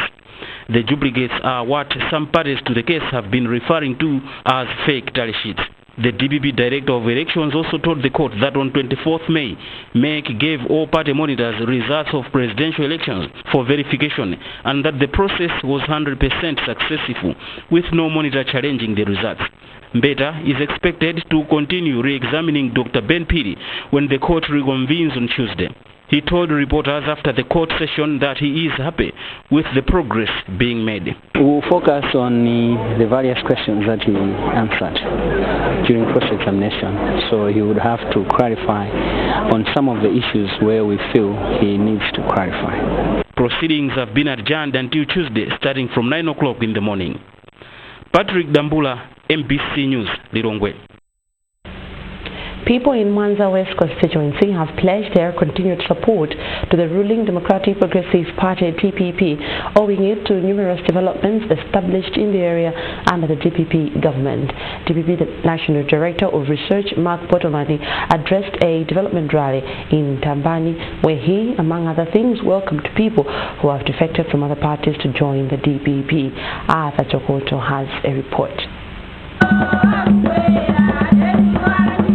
It is evident enough that there are so many development activities taking place under the leadership of President Professor Peter Mutharika in Mwanza. Talk about rehabilitation of roads and bridges, establishment of a telecenter, social cash transfer and food distribution, among others. Addressing the crowd at Tambani CDSS, DPP National Director of Research, who is also Minister of Information, Mark Botomani, promised continued development in the area. First of all, to thank the people of Mwanza West for voting overwhelmingly for His Excellency the President, Professor Peter Mutharika, and assuring them that His Excellency the President was voted into power on the 21st of May 2019 and is the President for the next 5 years. I also had to thank them for voting in Honorable Joyce Chitsulo as a Member of Parliament for this constituency, and that is very, very commendable.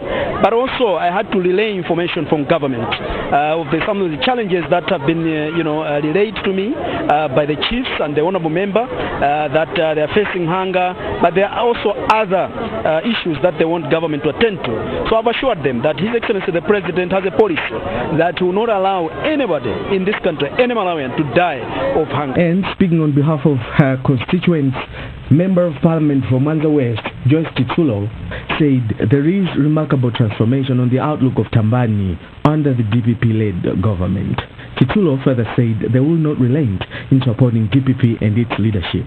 We will be bringing to them some of the development activities that will be taking place in Mwanza West constituency, like the construction of Mwanza Bridge, which has been an issue for a while, the construction of a secondary school here in Tambani, but also in Ntaje Ward, the construction of a Hete Post, which is already in progress, construction of police houses at Mwanza border, which is a part of my constituency, and a lot of project activities that the DPP-led government is actually implementing. During the rally, Bodomani also welcomed to the party Councillor Ibrahim Mayere, formerly of UTM, and other 15 members from the opposition parties.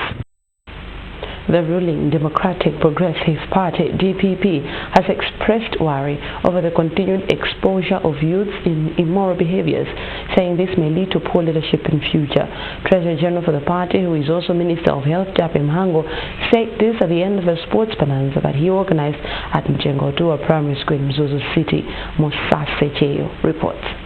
According to the Treasurer General for the ruling Democratic Progressive Party, DPP, Japi Mhango, many young people are getting involved in immoral behaviors like destructive demonstrations, the conduct that may destroy their future. Mhango, who is also Minister of Health, said the fact is that some of them will become leaders of this country and there is need to safeguard them so that they become productive in the future. He said the party will continue organizing sports activities to sensitize and transform the country's youth. You will recall that in the recent demonstrations, the majority of these people participating in those demonstrations were actually the youth. And remember that these are leaders of tomorrow. And the crop that we are planting today would backfire on us tomorrow. So time has come for us to reach out to these youth, to begin to preach to them that leaders of tomorrow must be leaders that are being groomed with discipline. And therefore, demonstrating, breaking people's property, stealing is not discipline, that is indiscipline. So we want to reach out to these young men and women, preach to them peace and preach them for them to be peace-loving young men and women because they are the leaders of tomorrow. For his part, DPP Regional Governor for the North, Kenneth Sanga, said the initiative has also led the party to remain intact. It is very, very exciting because people have been patronizing these events in their large numbers, which shows that people are happy with the DPP, they are happy with the initiative. So we will continue doing these things as we also strengthen structures. I would like to commend the people that keep on coming and let me urge them to be peaceful. On the day, Sanweka Football Club emerged the winners of the Japi Mhango Football Bonanza after beating MK Academy 1-0 and went away with 120,000 kwacha and a ball. While on the part of netball, Chirambo Stars beat Era Sisters by 28 baskets to 18 and went away with 70,000 kwacha. Musase Cheyo, MBC, Mzuzu. Well, that report concludes this lunch edition of MBC News, but a reminder of our top stories.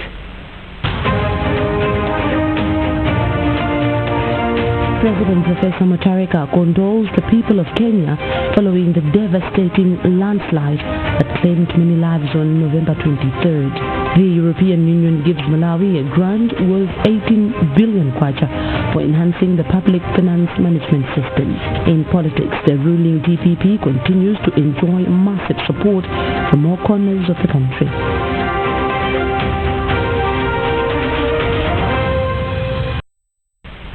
Well, that's it from our newsroom for now, but you can always visit us at mbc.mw for more. My name is Mary Segura. Thank you for watching and enjoy your lunch. Bye-bye.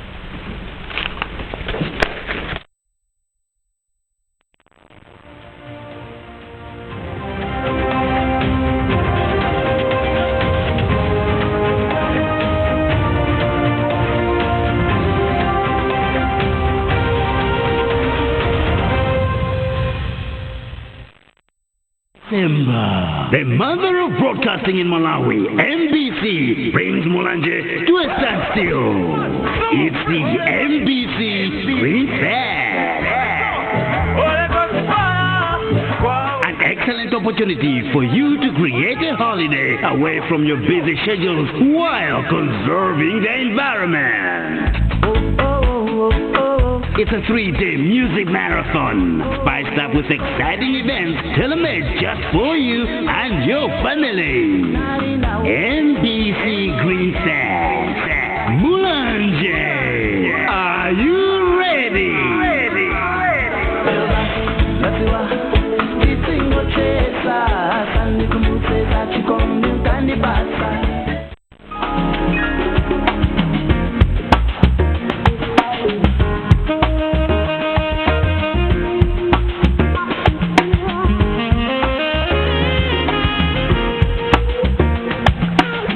I'm pleased to inform the general public that Malawi will join the international community in commemorating the 2019 16 Days of Activism Against Gender-Based Violence campaign, aimed at raising awareness and strengthening the voice of advocacy against gender-based violence. Allow me to welcome you all to the press briefing. Ladies and gentlemen, 16 Days of Activism Against Gender-Based Violence campaign is commemorated from 25th November to 10th December every year. During the period, interventions aimed at eradicating gender-based violence are packaged and implemented comprehensively. The 2019 16 Days of Activism global theme is Generation Equality Stands Against Rape. While here in Malawi, the campaign will be implemented under the localized theme, Generation Equality Stands Against Rape and Sexual Harassment. The theme provides advocacy platform for the eradication of gender-based violence, including rape, sexual harassment, and harmful practices, and encourages people to acknowledge the existence of gender-based violence and take part in condemning the malpractice. The theme is in line with Sustainable Development Goals and national frameworks on the fight against gender-based violence and on the achievement of gender equality and women empowerment.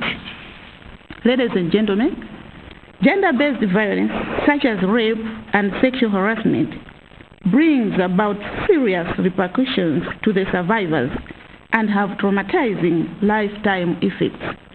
Gender-based violence and sexual harassment affect the entire well-being of a person, and it has serious impact on the education, health, and economic outcomes. It is unfortunate that gender-based violence, including sexual harassment and rape, are still persistent in Malawi. The 2019 theme is guiding us to reflect on how gender-based violence and sexual harassment negatively affects women's participation in development interventions. Therefore, we are commemorate 2019 16 Days Activism Against Gender-Based Violence campaign. Let us focus on the underlying causes of violence, such as stereotypical attitudes and beliefs that women are subordinate to men and therefore deserve violence. Let us eradicate harmful practices such as feces, child marriage, wife inheritance, among others, which have the potential to bring about sexually transmitted infections and mental health and psychological problems. It is imperative to promote girl-child education and ensuring that survivors of violence have access to justice and other pertinent services. Ladies and gentlemen, let me emphasize that meaningful promotion and protection of women's rights and eradication of violence have the potential to speed up development. Let us all acknowledge that rape and sexual harassment is unacceptable in our modern society, and it needs to be eradicated. I would like to urge all of you to take the responsibility to condemning violence.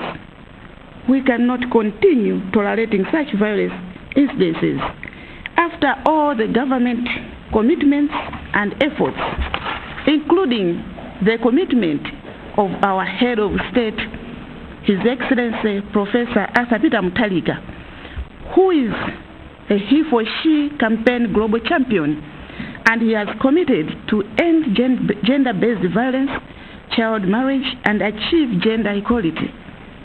During this year's campaign, there is need to improve access to justice services for women and girls and ensure that perpetrators of violence face stiffer penalties. Honeymoon for perpetrators is over. Together, we can eradicate violence.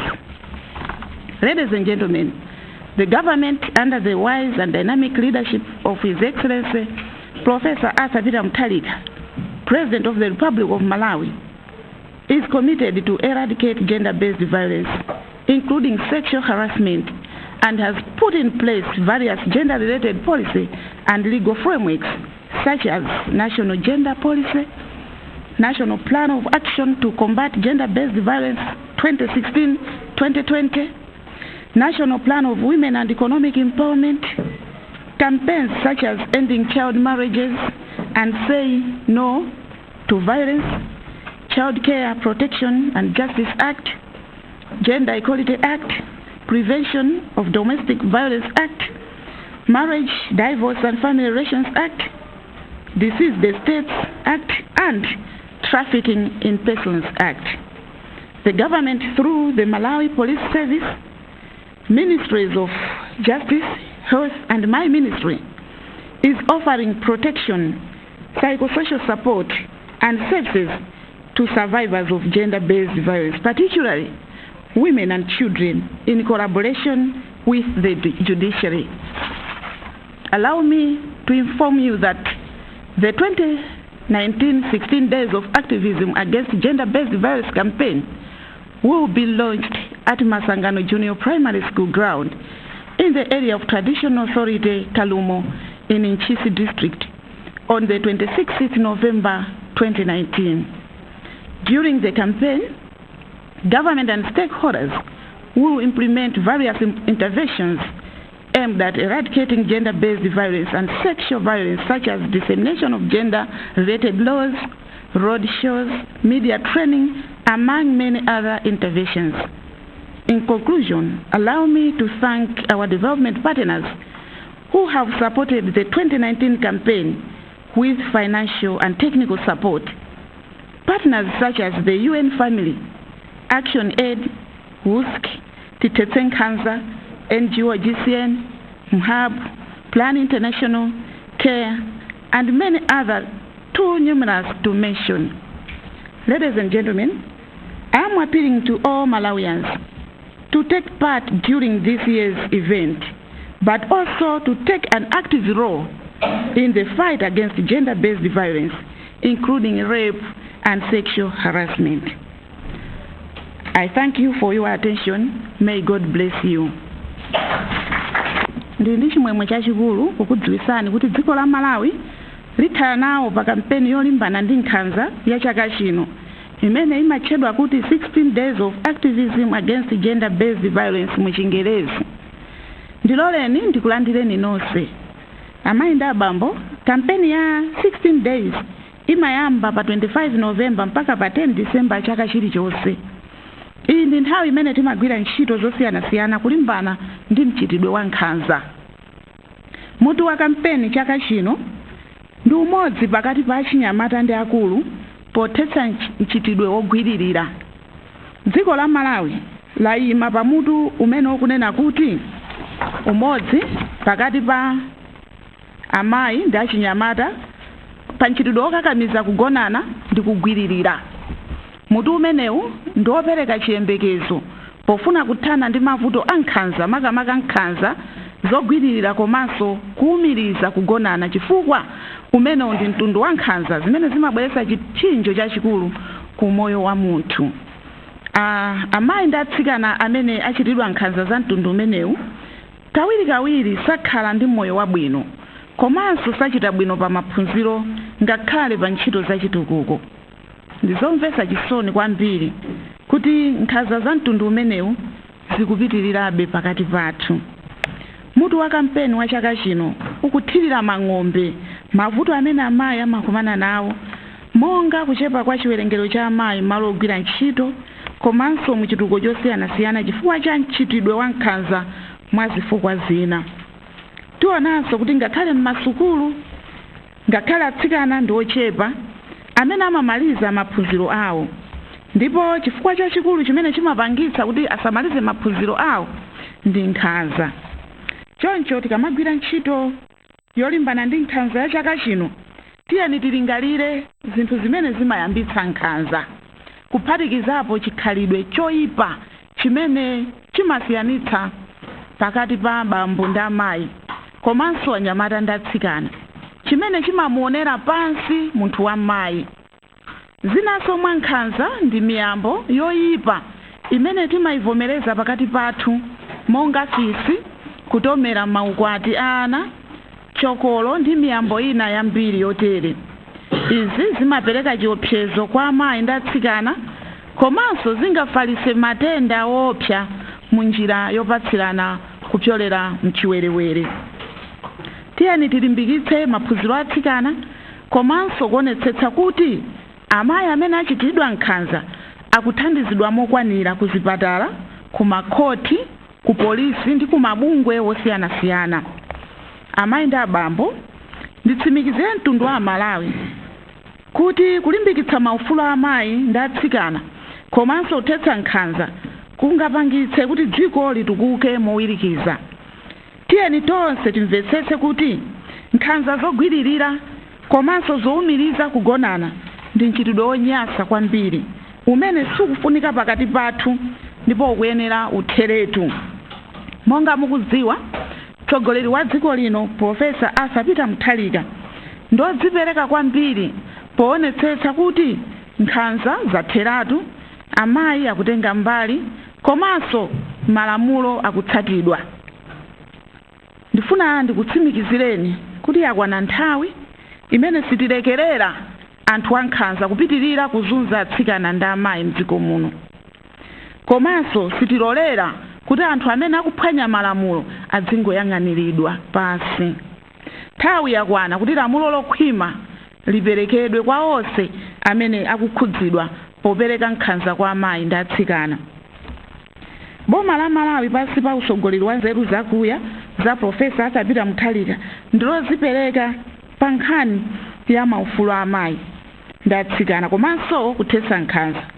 Kudzipereka kumeneku kukuoneka m'mapulogalamu komanso m'malamulo oteteza maufulu a amayi ndi atsikana amene boma limakhazikitsa ndi cholinga chothetseratu nkhanza mdziko lino.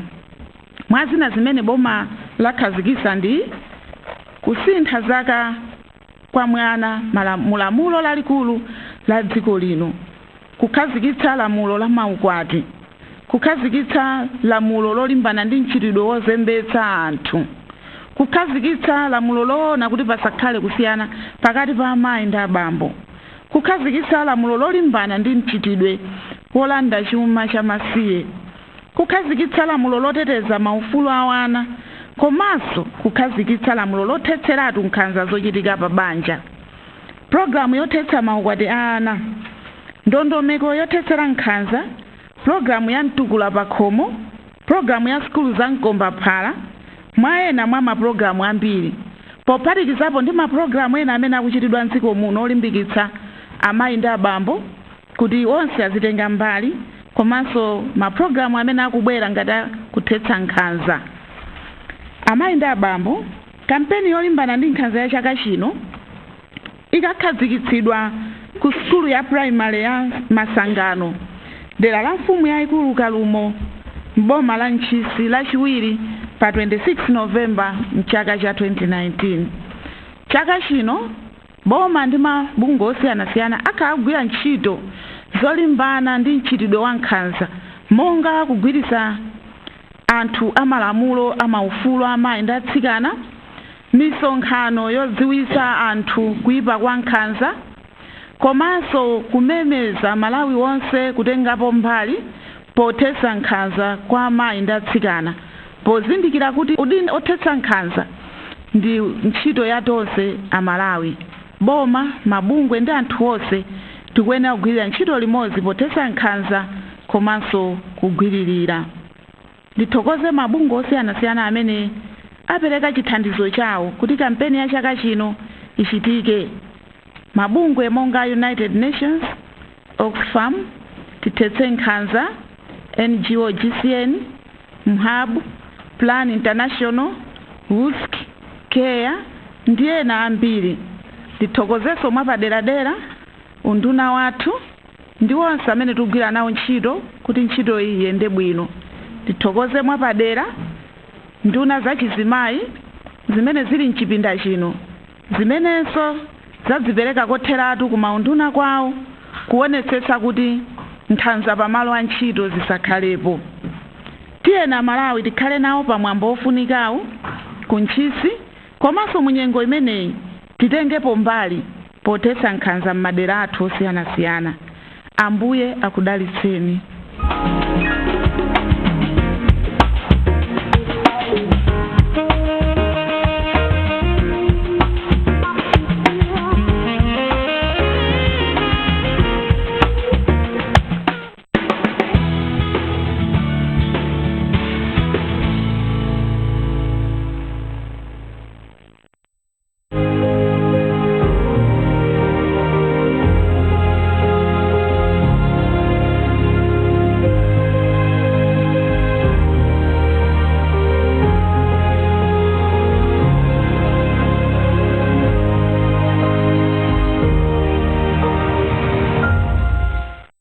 I'm honored to be with you today and to sign a new EU support program and demonstrate our continued support to public finance management in Malawi.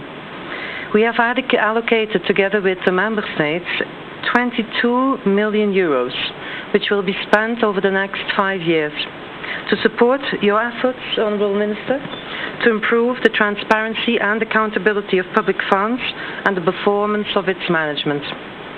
We have, as the EU, a long-lasting and strong interest in PFM, not only because we strongly believe that PFM is the anchor for control, effectiveness, efficiency, but also transparency of public funds. Also because a strong or weak PFM has implications going well beyond the Ministry of Finance, economic planning and development, but it will hamper all areas of government services delivery. That's why, Honourable Minister, we are praising your commitment to take on this very important endeavour. We commend the current fruitful engagement we have with your services and trust this will remain and intensify the years to come.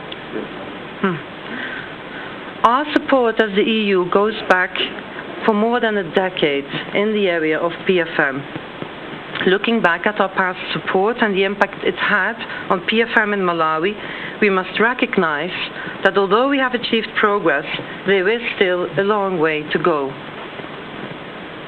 Focusing on the lessons learned, we jointly designed this program with much greater focus on the main challenges of performance in PFM. And I think one of the challenges, Honourable Minister, clearly is the disciplinary measures that are required to tackle the problems where they arise. And as we have discussed also, Honourable Minister, on a few occasions, the role of the legal service in this is extremely important so that there will be no impunity for problems encountered in terms of accountability. So we strongly support this program and we're happy that you took this commitment. We have tried through past technical assistance to help you improve the expertise, but now the time has come to focus on the impact, on how things are done differently on the ground. And we want to move away from reform which is on paper, and the papers are good, we must acknowledge that. Everything which you have been taken on in terms of laws, in terms of policies is very good, but we must now focus on implementations, reforms in the processes, in behavior as I've said, but also in performance. So this time around the program focuses more on the human aspect, on the apprehension to change and on the underlying political economy. This is very important and we do this program because we want to focus on change. In order for this program to be successful, we would like to ask you, Honourable Minister, to set the marching order, and we know that you're already doing so, to set the tone for change and lead the path of reform. Rewards based on merits, sanctions for non-compliance, and transparency and accountability regarding all public funds. And I'm happy to see that the Director of Procurement is here, because we all know that challenges in procurement at times are great. So together, let's focus on this. The program will cover as such many areas of importance to you and your fellow Malawians: strengthening revenue policy and revenue collections, addressing major expenditure risks like salary and pension management, commitment control, oversight also of state-owned enterprises, as well as public procurement, as I've said, and contract management. We are confident that with the provided support, performance of public financial management, particularly regarding transparency and accountability, will see marked improvements. And we look forward, as the European Union, with the support of the EU member states, both of course through allocating these funds, but also through ensuring that the proper oversight will be done. We will do this together. We will look forward to joining hands with you, Honourable Minister, because, again, without your leadership, and the leadership we know is strong, nothing will be possible in terms of implementing this program. Zikom Komberi.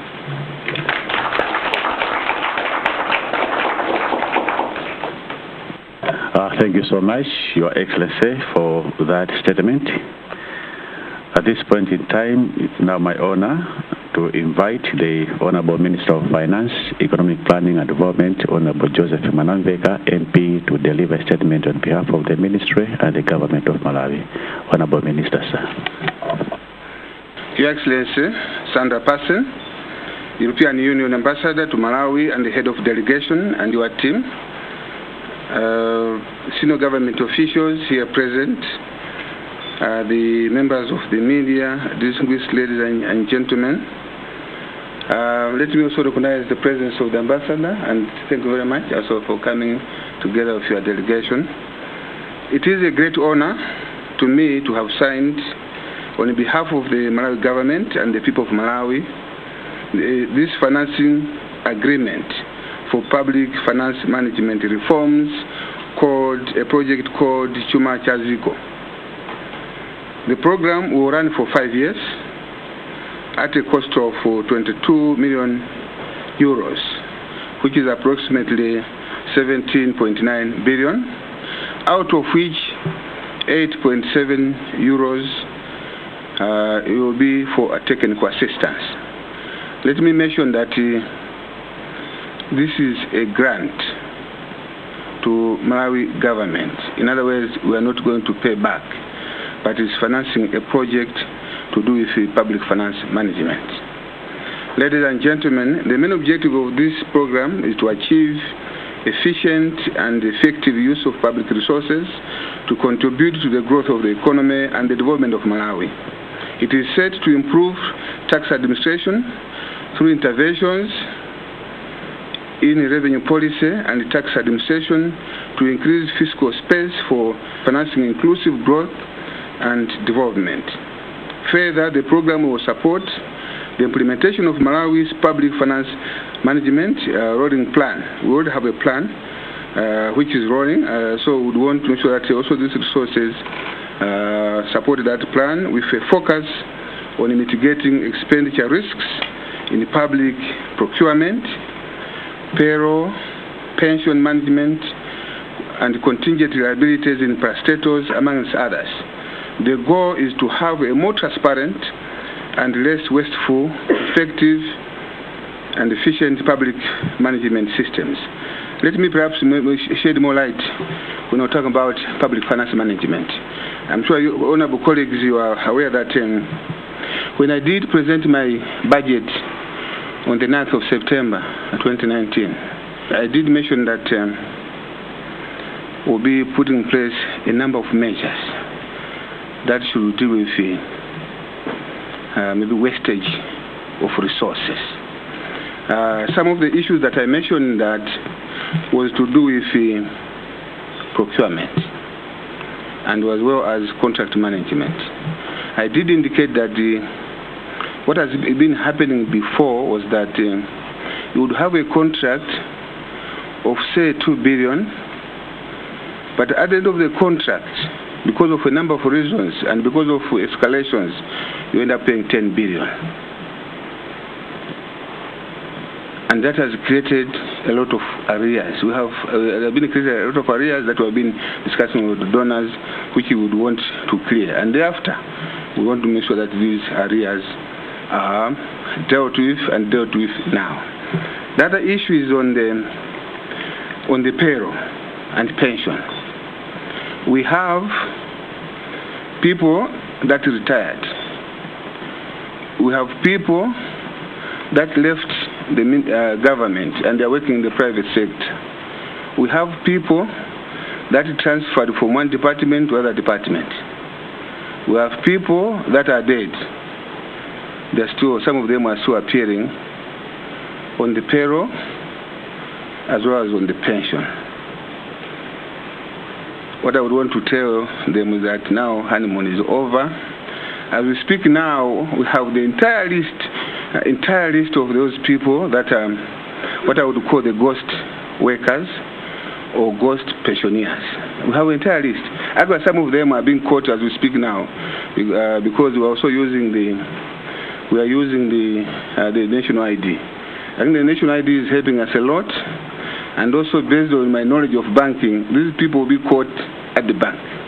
And I want to assure you that if they are there, I'm saying it's not even there to go to the bank, because even tomorrow we're meeting the Bankers Association. We want to make sure, together with the Reserve Bank of Malawi, we want to put up stringent measures that those that were there to go and cash a salary when they are not in government, or they want to get both the pension and the salary, I want to assure them that they'll be caught, and they will be caught from now. As I said, the process has already started. You'll be hearing a lot of people that will be, we have already started deleting them. We have already deleted them, and immediately we have also reported